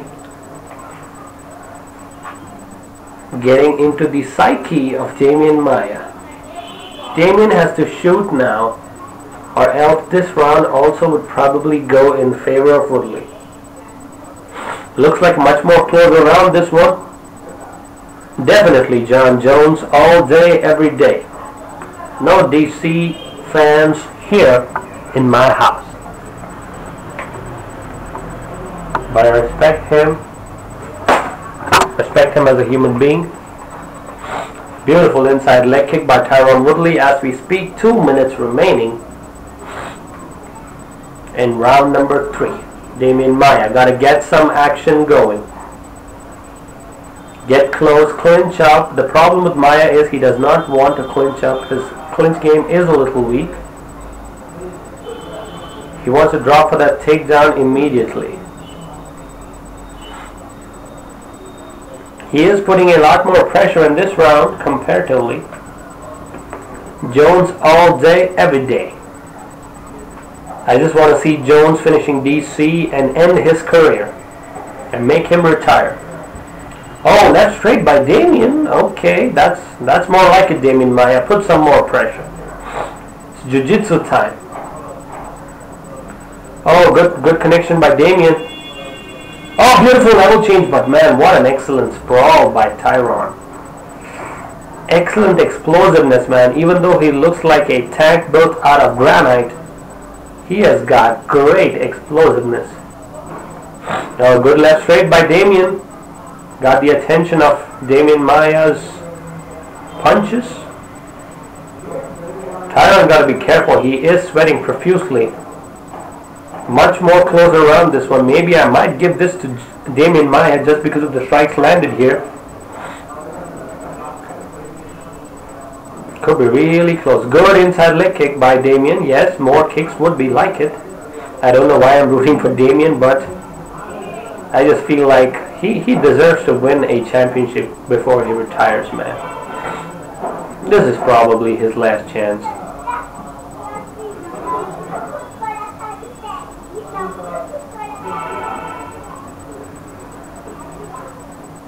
20 seconds remaining. Can Damien have a strong finish? Good inside leg kick by Maia. Maybe he is content standing and fighting it out. Maybe he is okay to brawl with Woodley. Round coming to an end and they just stare at each other. The crowd is not happy at all, I have to tell you that. But it is what it is.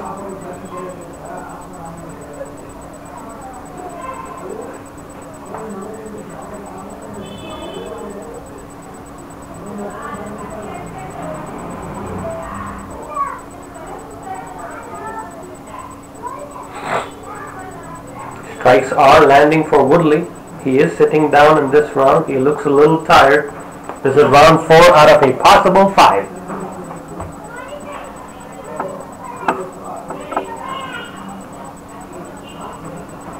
The energetic Dean Thomas doing the cornering for Tyron Woodley. As Damien Maia's eye gets worse and worse, we have the beautiful Chrissy Blair with a new hairstyle. And she looks fresh as fuck. Championship rounds. Round 4. Here we go. Both fighters taking the center. Damien Maia has to get at least a takedown in.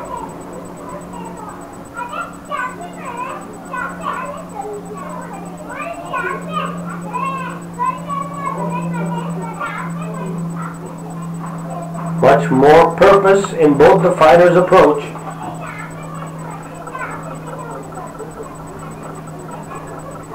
Four minutes 30 seconds remaining.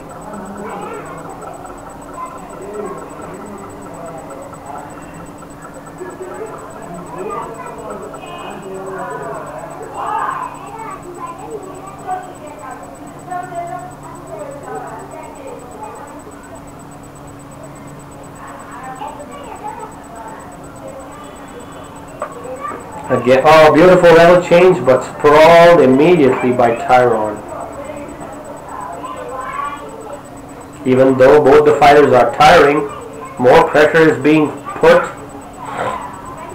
by Damien Maia in this round.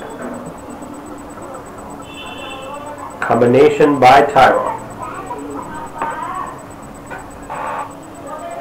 That overhand right is all he wants.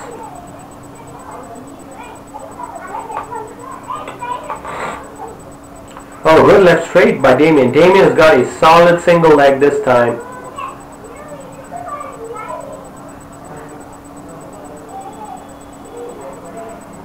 He's got a solid single leg, but Tyron does not want any of it. I think there was one more cage grab this time, but the referee did not notice it.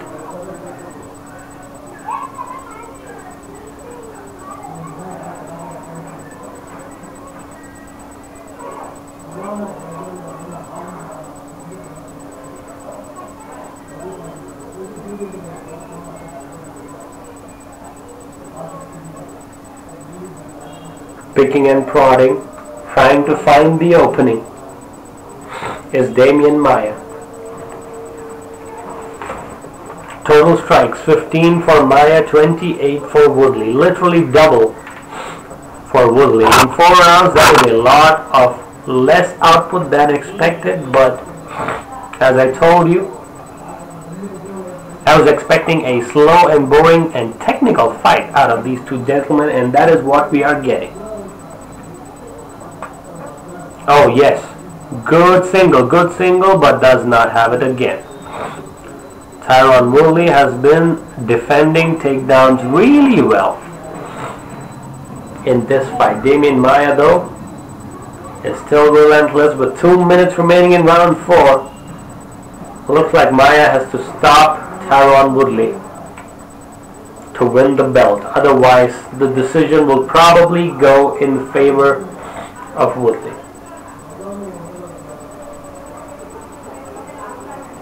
Good inside leg kick by Maia to get the proceedings going towards the cage. Tyron Woodley, though, still really careful in engaging Damien Maia in the striking exchanges. Maia is still game, though his eye is almost closed shut. He is still game enough to go for it.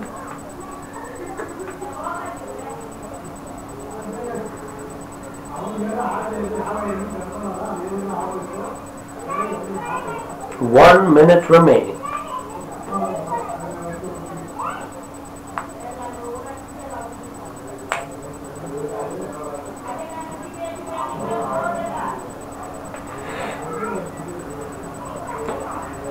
Good left straight, answered with a punch by Tyron himself.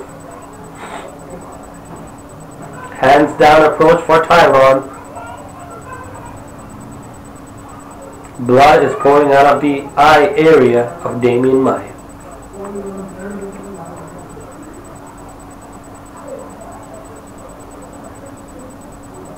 Maia has to throw some hands here.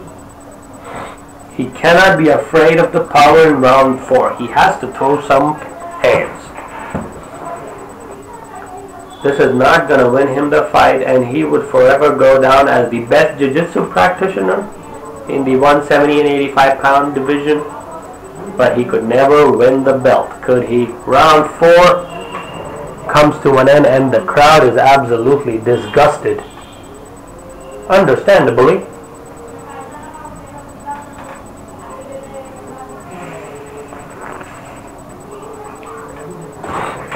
Maia will be in desperation mode for this one.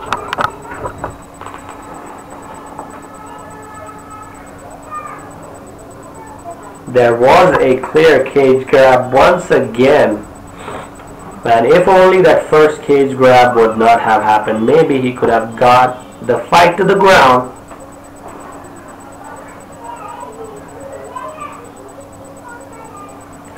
Final round, all or nothing for the UFC welterweight championship. It is all or nothing. Damien Maia understands it. I'm sure he wants to go out on his shield, just like the warrior he is.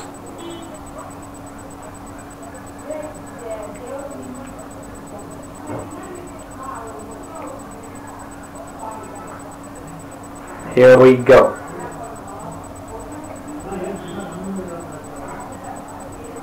Tyron though, still looking good for round 5, looking fresh. Damien Maia is the more beat up fighter. Good level change. Double leg, hands clasped. Yes, no. Tyron Woodley still defense. The overall power and explosiveness is just another level here. Damien Maia has finally understood that this level of explosiveness and power is difficult for him to handle.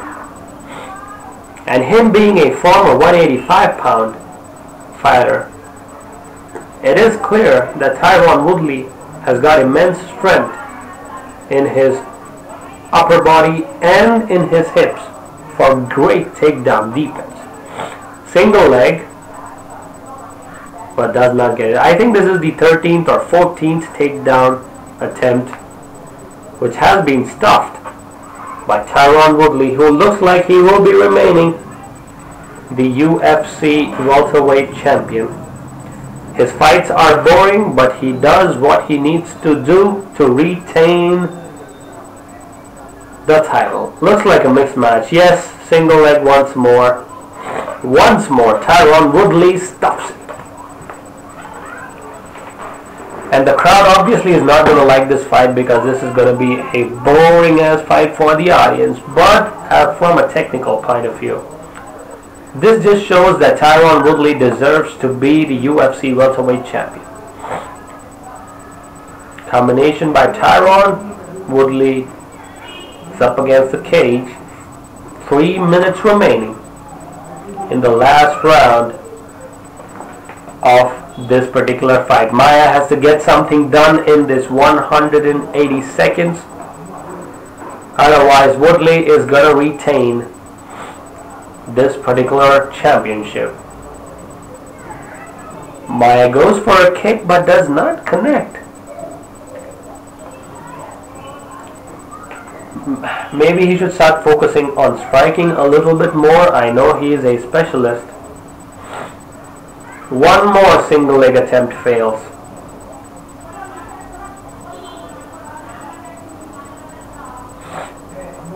I know he has to justify all of this in the press conference post-fight.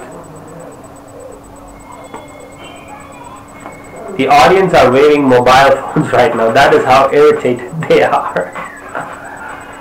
They want this fight to end soon, and they want Cormier and Jones too. That is what they want. But what if that also becomes such a mismatch? I really hope Jones does beat Daniel Cormier by a finish. 1 minute 45 seconds remaining. Damien Maia, you gotta do something. Or go out on the shield. Tyron Woodley is content in jabbing away at the body or the head. I think this is the least number of punches thrown in a 5-round fight. I think this will take the record. Yes, good shot, but Tyron Woodley shrugs it off. Immense power in his hips. Tyron Woodley. He is going to remain flawless in his defense of the UFC welterweight championship. 1 minute remaining as we speak. Maia is just a little too afraid of engaging. That is what is the issue, and whenever he shoots from very far off. Oh my god, after watching this fight I might as well go to sleep.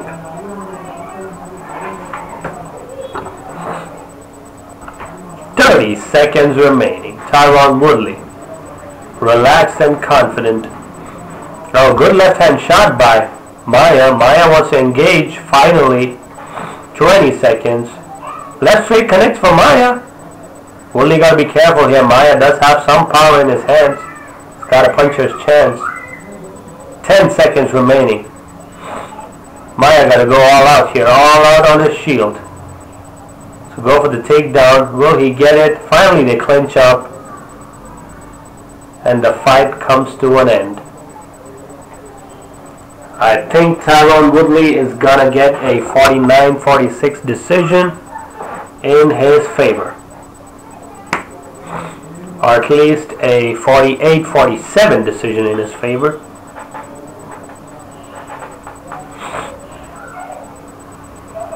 The counters by Tyron Woodley were on point. The punches, the right hand were also on point. So this one is gonna be a wrap, and we are all set for the main event of the evening, the much awaited rematch between two of the greatest light heavyweights on planet Earth.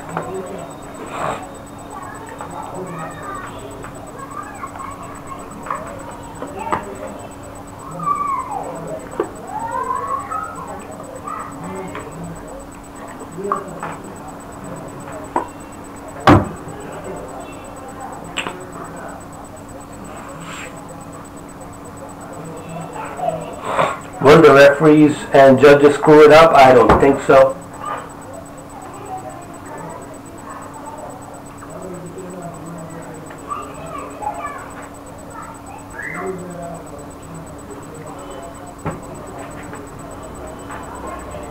Okay.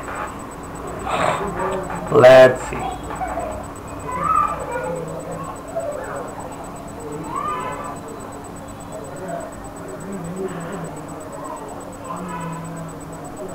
Okay, the official decision is in. Let's see how much the scores are going to be.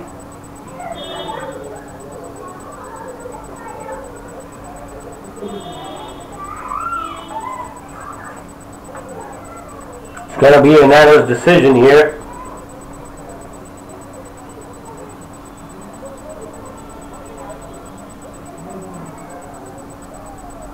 And still, Tyron Woodley remains the UFC welterweight champion of the world via unanimous decision. Solid performance. Joe Rogan doing the post-fight interviews as usual. Oh my goodness. The moment is upon us. DC versus Jones 2. Unbeaten in the last 6 fights, 5 wins and 1 draw for Tyron Woodley.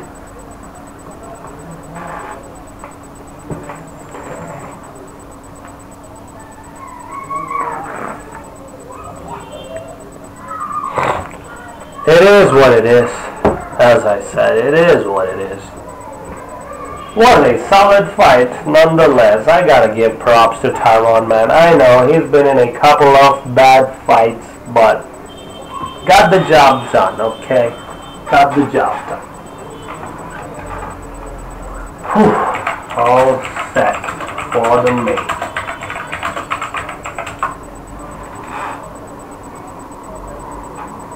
Finally, DC and Jones would be at it.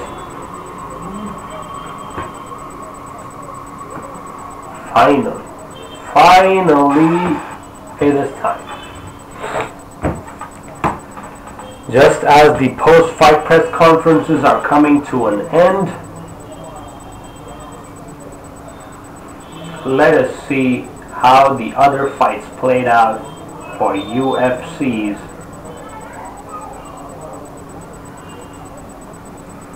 pay-per-view event. Demetrius Johnson meets Cyborg at UFC 215.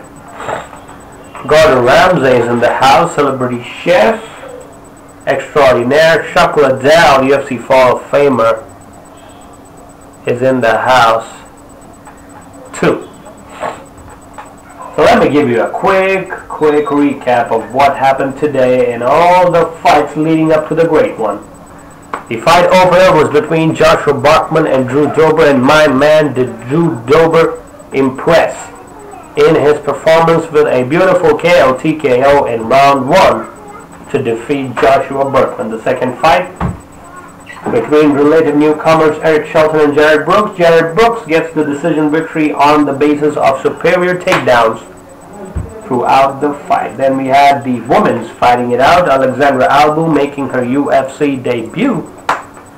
Again working the takedown game and overall pressure advantage to get the decision victory. Then we had Andre Touchy-Feely against Calvin Kattar. Close matchup on the ground in terms of ground and pound, but the overall strikes were in favor of Kattar and 2 additional takedowns to get the victory against Touchy-Feely. Aljamain Sterling outstriking Renan Barão, even though Barão got 2 takedowns to get the decision victory by unanimous decision for another feather in his cap. Then the featured fight of the main prelims, round 1 TKO for Ricardo the Bully Lamas for a highlight reel finish by the UFC veteran. And the main card opened with great fanfare and great surprise as Volkan Ozdemir shows that all his victories are no fluke, as he destroys Jimi manuwa in 42 seconds of the very first round to win via knockout. Great clinch work, superior strength and conditioning for Volkan Ozdemir. Look out for this guy, because this guy is the real deal. Let me tell you that. Then we had Lawler versus Cerrone, with Robbie Lawler getting the unanimous decision. Really close fight. I felt Cerrone could have got the nod by a little bit, but it is what it is. We moved on to the women's division in the bantamweight. Champion of Invicta Tonya Evinger going up against Cris Cyborg for the 145-pound belt, and Cris Cyborg getting the victory done in round 3 via beautiful knockout of Tonya Evinger through knees. Then we had a boring fight, but a really technical one, between Tyron Woodley and Damien Maia. Damien Maia's takedowns were all stuffed throughout 5 rounds. Tyron Woodley coming up on top with a unanimous decision victory. And we are all set for the main event between DC and Jones, the rematch for the UFC Light Heavyweight Championship. Here we go. First one to enter the octagon would obviously be Jon Jones, who has a significant reach advantage over Daniel Cormier. Better clinch game and stand-up compared to Cormier's. Superior takedowns, but he did get taken down by Jones in their first fight. My logic is, if the younger fighter has already defeated the older fighter, he would only do so in a much more dominant fashion when they rematch again. And that logic has held through the test of time throughout many UFC fights, and I feel Jones would finish DC this time. I know Jones has been through a lot of ups and downs, but I really feel that this is the time for Johnny Bones Jones to reclaim his title and go down in the annals of history as probably the greatest fighter of all time. He will definitely earn that title, according to me, if he moves up to heavyweight and takes the champion out. If Jon Jones does that, he will officially become the GOAT. That is my 2 cents on it. Thank you for all the listeners tuning in. Maybe leave a sub or a like to the channel. In case you want links, the links are given in the comment section to watch the fights with us. And please do stay tuned for our live play-by-play and fight analysis as it happens. I am watching this right now on Sony ESPN, the channel which is streaming for $1 a month in my country. So without further ado, let us take you to the main event.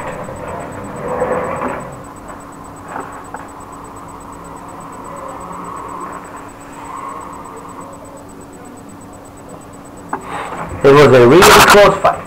The first time they met was a back and forth affair in the first 2 rounds, but Jon Jones pulled away in the later rounds to stake the claim as the superior fighter. But DC has got championship experience. DC has got more conditioning probably for this time. Hopefully the weight cut went okay for DC. But Jones just finds ways to defeat men and make them look like mere mortals. This is the most awaited event of the year. This is the rematch between literally undefeated fighters, except for the one loss for Jon Jones, which was due to disqualification because of the referees screwing it up. And DC's only defeat has been at the hands of Jon Jones. So this should be interesting to see whether DC does put it together. DC is a nice guy. He's a good guy to root for.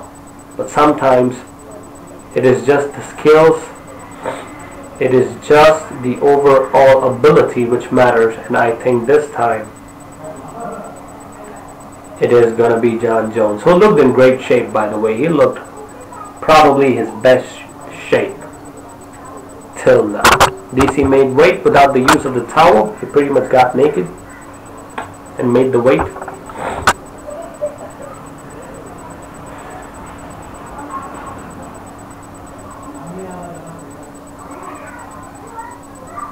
And as we speak, Jon Jones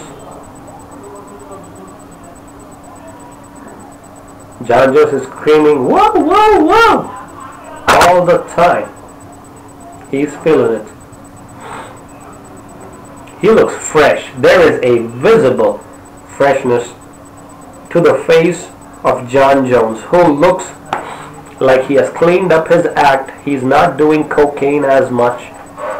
Probably not sandblasting hookers for sure. He's enjoying the moment. He is dancing. He's interacting with the fans. And this is the Jon Jones we like.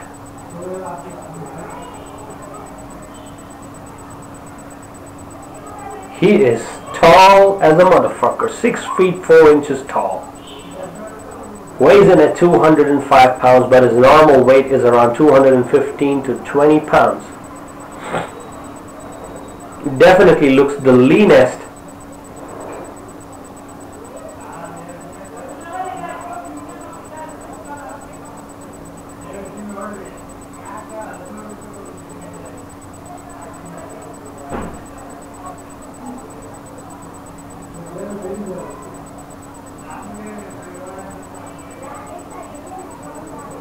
Jon Jones with his brothers at his side, Arthur Jones, NFL defensive end, one of the best fighters to have raised the octagon, is Johnny Bones, with only one tattoo in his entire body of work. The Philippians coach from 413 gets a great camp to work for him. Jackson Winklejohn are a great bunch of coaches to work for such a creative striker.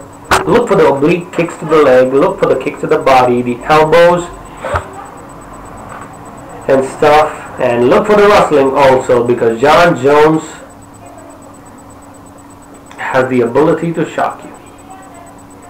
He is on a 13 fight win streak, and he has the most wins and most finishes in modern UFC light heavyweight history. Mike Beltran, my favorite referee because of the great mustache, doing the ring work.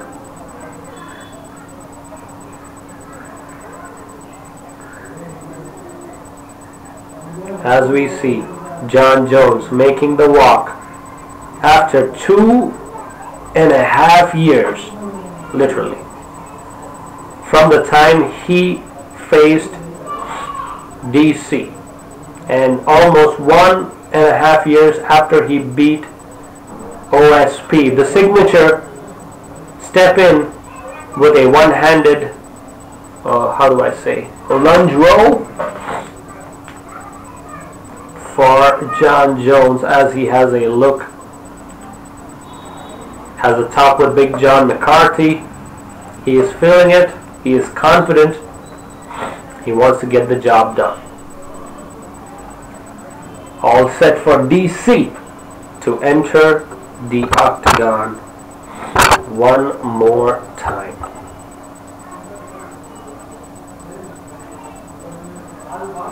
To face his arch nemesis, the only guy to have defeated Daniel Cormier. Jon Jones stands across him in the octagon. Will they touch gloves this time? It is debatable. But I feel if DC loses this one, it's time for him to retire. DC is angry.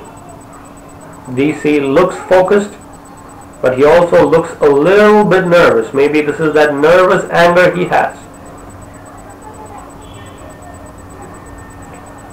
Probably going to do his signature run into the octagon.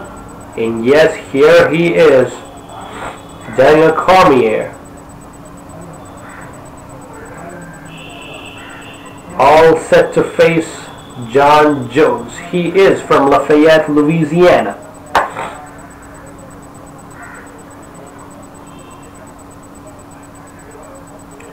He looks prepared too. He looks ready. Wants to go for that head movement early in the rounds, because Jon Jones is going to look for the KO or submission. If he submits DC, that will be a feather in the cap of Jon Jones. DC cuts a lot of weight to make 205. I agree, but that also gives him an advantage in terms of clinch and ground positioning. Whenever it goes to the ground, DC is on you like glue. He does look a little soft in the body. They have Cain Velasquez, Luke Rockhold cornering or right behind them. We also have a great coaching staff from AKA Academy for giving great advice to DC. This is what it has all led into. UFC light heavyweight champion who is on a 4-fight win streak, and he is undefeated when he lands 2 or more takedowns. That is the key for DC to win this fight. The only way DC gets it done is by taking Jon Jones down and pressuring him just like he did what's his name? Rumble Johnson. That is the only way he wins. I'm going to go with my prediction for the final time. I think this one is going to be in favor of Jon Jones by 3rd or 4th round finish is my prediction for DC versus Jones 2. Will they touch gloves? That is one more debatable question. Let us look at the tail of the tape. Jones has a 12-inch reach advantage compared to Daniel Cormier, who has a lesser reach than even Conor McGregor. 72.5. He is only 5 feet 11. Jones has a 5-inch height advantage. Jones is 8 years his younger. All the stats and physical attributes looking to be in favor of Jon Jones, but he just has to be sure of not having any ring rust against DC. That is the only way.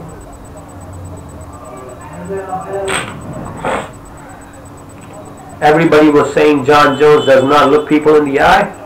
He is looking him right now. Chris Lee, Michael Bell, Guillermo Bravo are the judges. The referee is Big John McCarthy.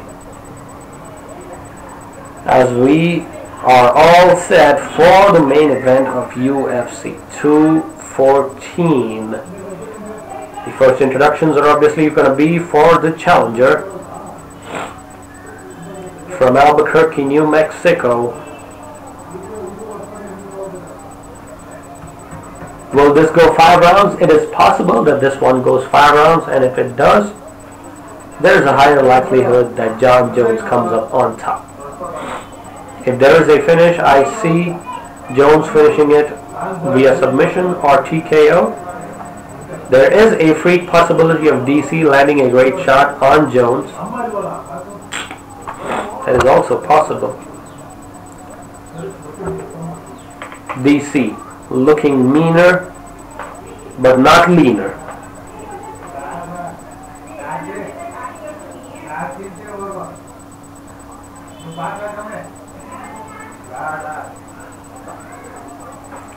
Jon Jones is enjoying the moment. 6'4", minus 270, favorite.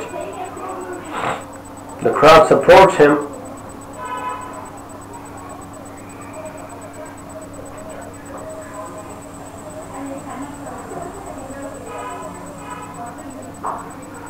Wow.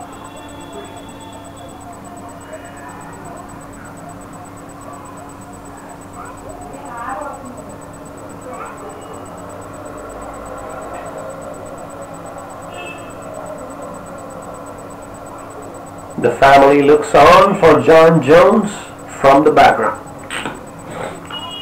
Fighting out of the red corner is the champ, who has a record of 19 wins and 1 loss. He is a plus 210 underdog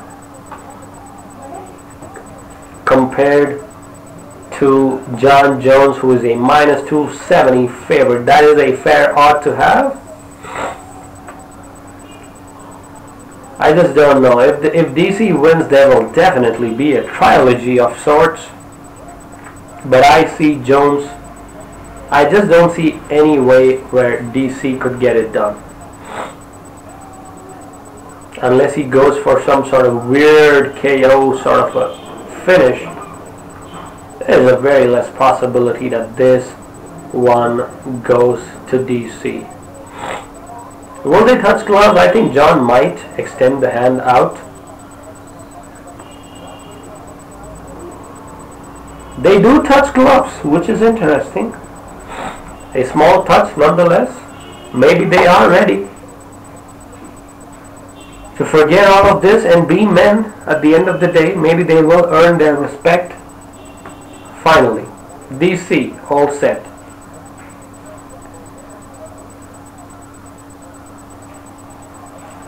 One more touch of gloves. Good inside leg kick. Combinations by Jones. Good combinations by Jones once again. Wants to go for takedown DC.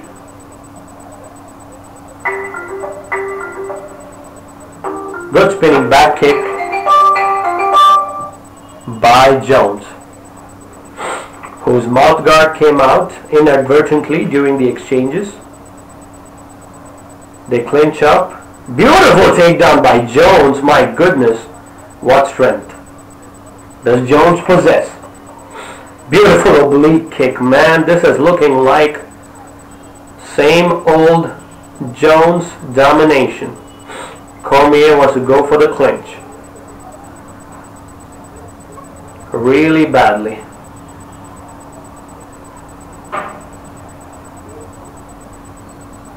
DC though still prodding forward. Good punch to the body by Jones, followed by an oblique kick. Good kick to the body. DC though staying patient, still wants to press forward. Good punch to the body by Jones, ripping one to the liver. Jones feeling much more confident here than the first fight. I feel. One more oblique kick lands for Jones. Good outside leg kick by DC. Oh, beautiful strength by Jones to just push DC away. Good jab by Jones once more. Good punch to the body followed by an oblique kick. Man, Jones is putting on a striking clinic as we speak. Good knee to the body by Jones. DC wants to go in for the long haul. Right straight for Jones. DC. Eye to eye. Good oblique kick. Answer with a leg kick of DC. Oh, beautiful knee. Beautiful knee by Jones once more. He looks so loose. So loose. Good kick to the body once more by Jones. Looks really similar to the first fight. Good left straight again by Jones, followed up with a teep kick to answer. One more oblique kick by Jones.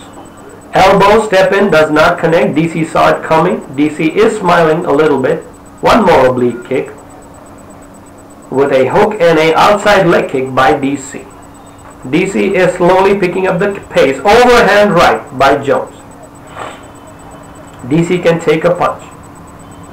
For sure DC can. Beautiful oblique kick once more.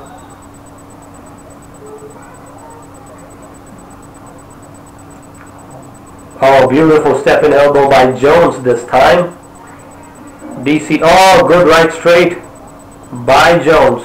So much more reach for Jones here. The reach advantage is critical and significant because of the 12 inches in range that Jones has.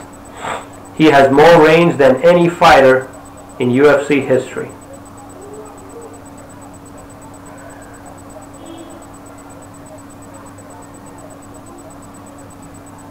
Step and elbow attempted by Jones.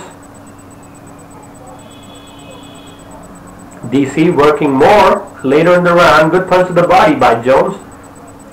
As of now, this round stands in favor of Jones as we speak. Good left straight multiple times by Jones. As we near the end of the round, 40 seconds remaining. Oh, good combination by DC. Got Jones into some trouble, wants to clinch up.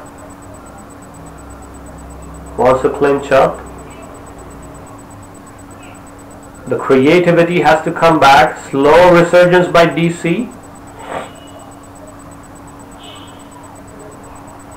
Man, DC is feeling it slowly in the round as we speak. Real different looks given by DC here. 10 seconds remaining in the round.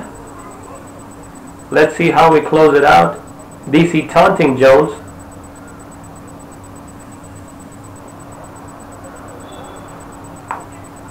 Good first round. Solid first round. DC came back pretty strong at the end.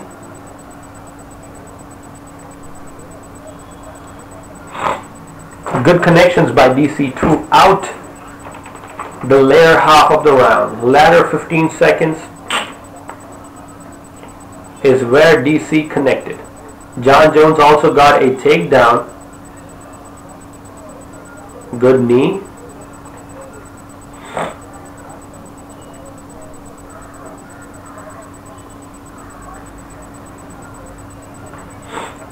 Good pressure by DC, but I have to give that round to Jon Jones here. First round in the books for Jon Jones, according to me. Maybe DC wants to go in for a wrestling heavy approach.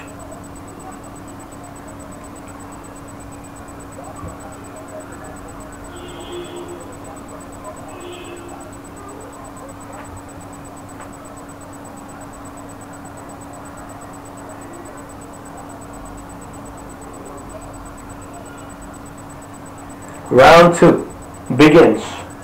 One round in my book in favor of Jones.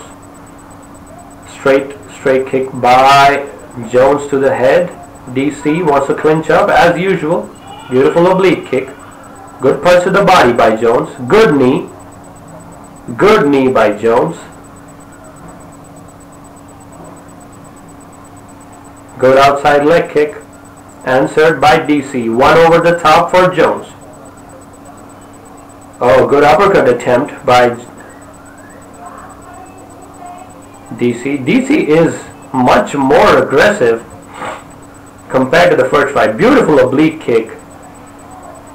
Good punch to the body by DC. Jones though looking okay. DC wanted to go for a trip, but Jones does not give it. Is there a poke to the eye here? Yes, looks like it.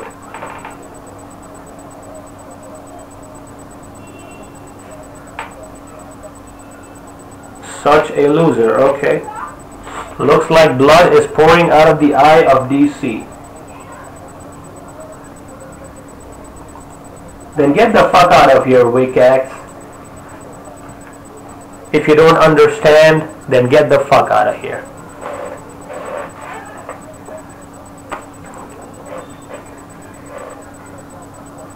Okay, there is a resumption in the fight.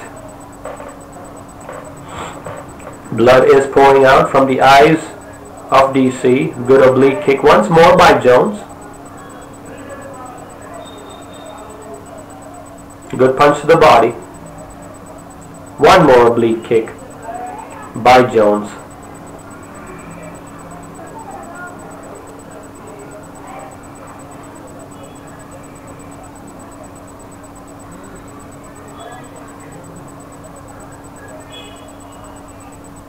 Beautiful inside leg kick followed by a right hook by Jones. Oh, good connection by DC. DC just wants to go for broke here. Jones though staying patient. Switching stances once in a while. Good oblique kick. Outside leg kick by DC. Inside leg kick by Jones. Good kick to the body by Jones. Jones is stepping it up as we have 3 minutes in the round to go. One more oblique kick by Jones. The kicks are piling up slowly. This might affect the movement of DC later in the fight. Step and elbow attempted. Does not connect. Beautiful punch to the body by Jones. Jones right now is running away with the fight. Till now it has been dominance from Jones, but DC connects a good overhand right as Jones was about to disengage. Right straight.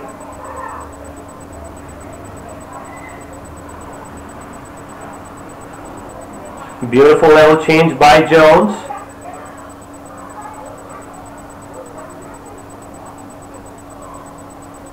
Daniel Cormier taunting him. Good high kick.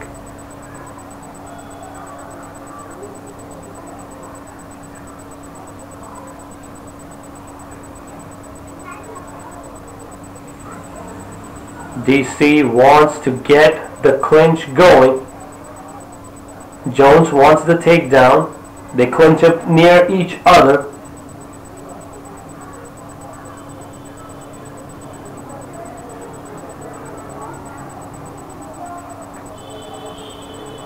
A reversal by Jones.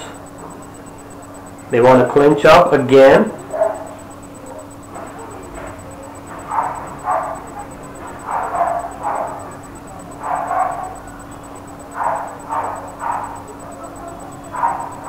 DC says he does not feel any of the punches thrown by John Jones right now.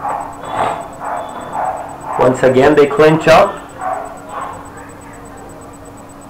High kick attempted by DC. Much more closer round again as we are closing in.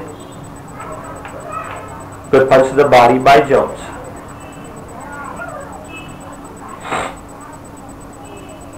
Good punch once again to the body by Jones, followed up by a oblique kick. This looks like 2 rounds in the books for Jones according to me. DC wants to throw with a lot of bad intentions, but Jones is just too tall and lanky and out of range immediately. 20 seconds remaining. Jones has to be careful though with some of the looping punches. Oh, good right hand over the top by DC. Jones though got to finish strong here.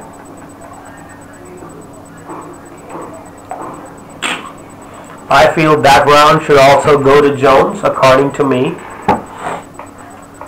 Much closer round. Could go to DC also.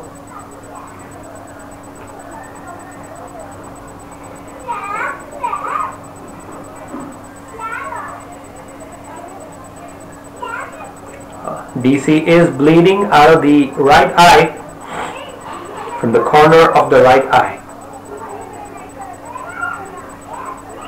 Earlier in the day, 205-pound division was put on notice by a guy called Ozdemir, who knocked out Jimi Manuwa.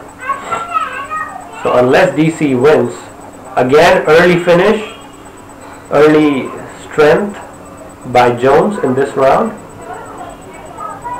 but late flurry by DC. I could give that round to DC, but probably I'm leaning towards Jones. Much better conditioning for DC this time around.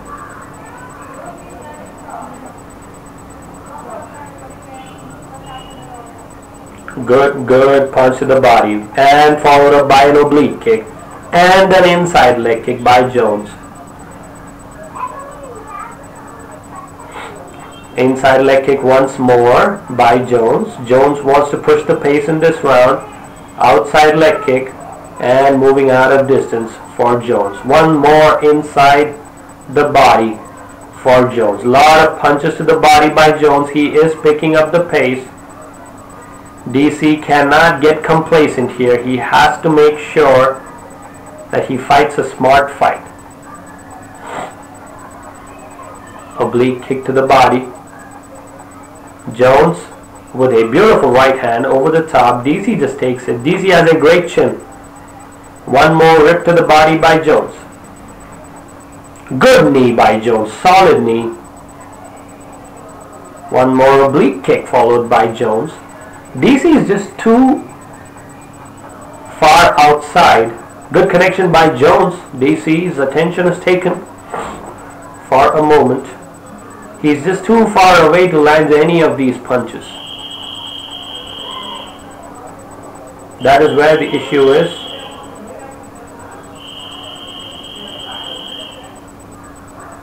Good left hook by Jones, does not connect clearly.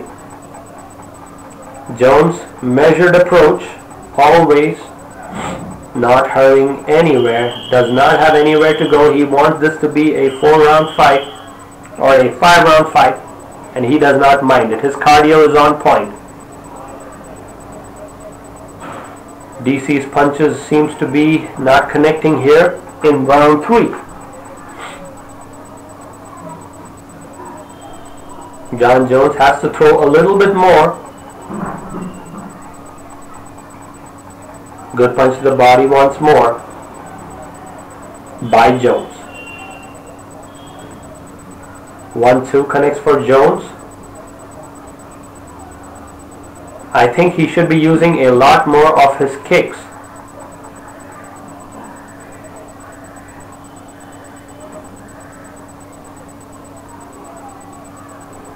Oh, high kick. Jones has wobbled DC. Left hook. Oh, DC is in trouble. John Jones pulling the ground and pound. Elbows. John Jones about to finish. DC, is this the new era? And it is all over. John Bones Jones, as predicted, TKOs Daniel Cormier. What did I tell you? What did I tell you? The younger fighter will find a way to become better against the older fighter. DC felt that he was going to the body and a beautiful high kick. DC is still out. Man, the punches and the combinations. That is an exclamation point in the career of John Jones. Look at me. Look at me. You feeling this? There is a huge sigh of relief in the Joneses family. But I think it was a great run for DC while it was here. He thought he was going to the body and boom, solid shin on the chin and DC wobbles. John's pursuit immediately goes. It's a switch kick, the one which Luke Rockhold throws. DC was in trouble. Left hook lands, wants to go for a trip. DC does not know where he is. knee to the body, and DC just falls off, and boom, hammer fist, punches, elbows. DC with a lot of heart and will, but no, it was not enough. So ladies and gents, the prediction is correct. Third or fourth round finish for Jon Jones was my prediction, and there it was. As we said, Jones is the greatest of all time. Ladies and gentlemen, thank you very much for joining into the stream. It was a pleasure serving you guys with my commentary and live play-by-play and breakdown. Maybe leave a like, subscribe to the channel, because we do this for every UFC event. And thank you once again for all the support. I really do. Okay, maybe DC wants to call it a day. It is what it is. While it was.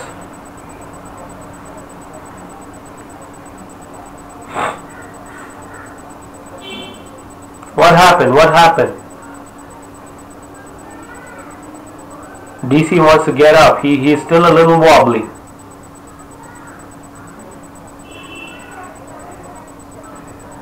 He wants to go near Jon Jones. Maybe congratulate him. I do not know. But man, it was a good... What happened? What happened? DC is unhappy with the finish, maybe? Maybe he felt some of the shots went to the back of the head. It is what it is. Thank you very much. I'm going to peace out right now. Once again, maybe leave a sub like. That helps out the channel a lot. Would really appreciate it. Thank you once again, ladies and gents. I'm out. This is Harry. This is ML Live. We will be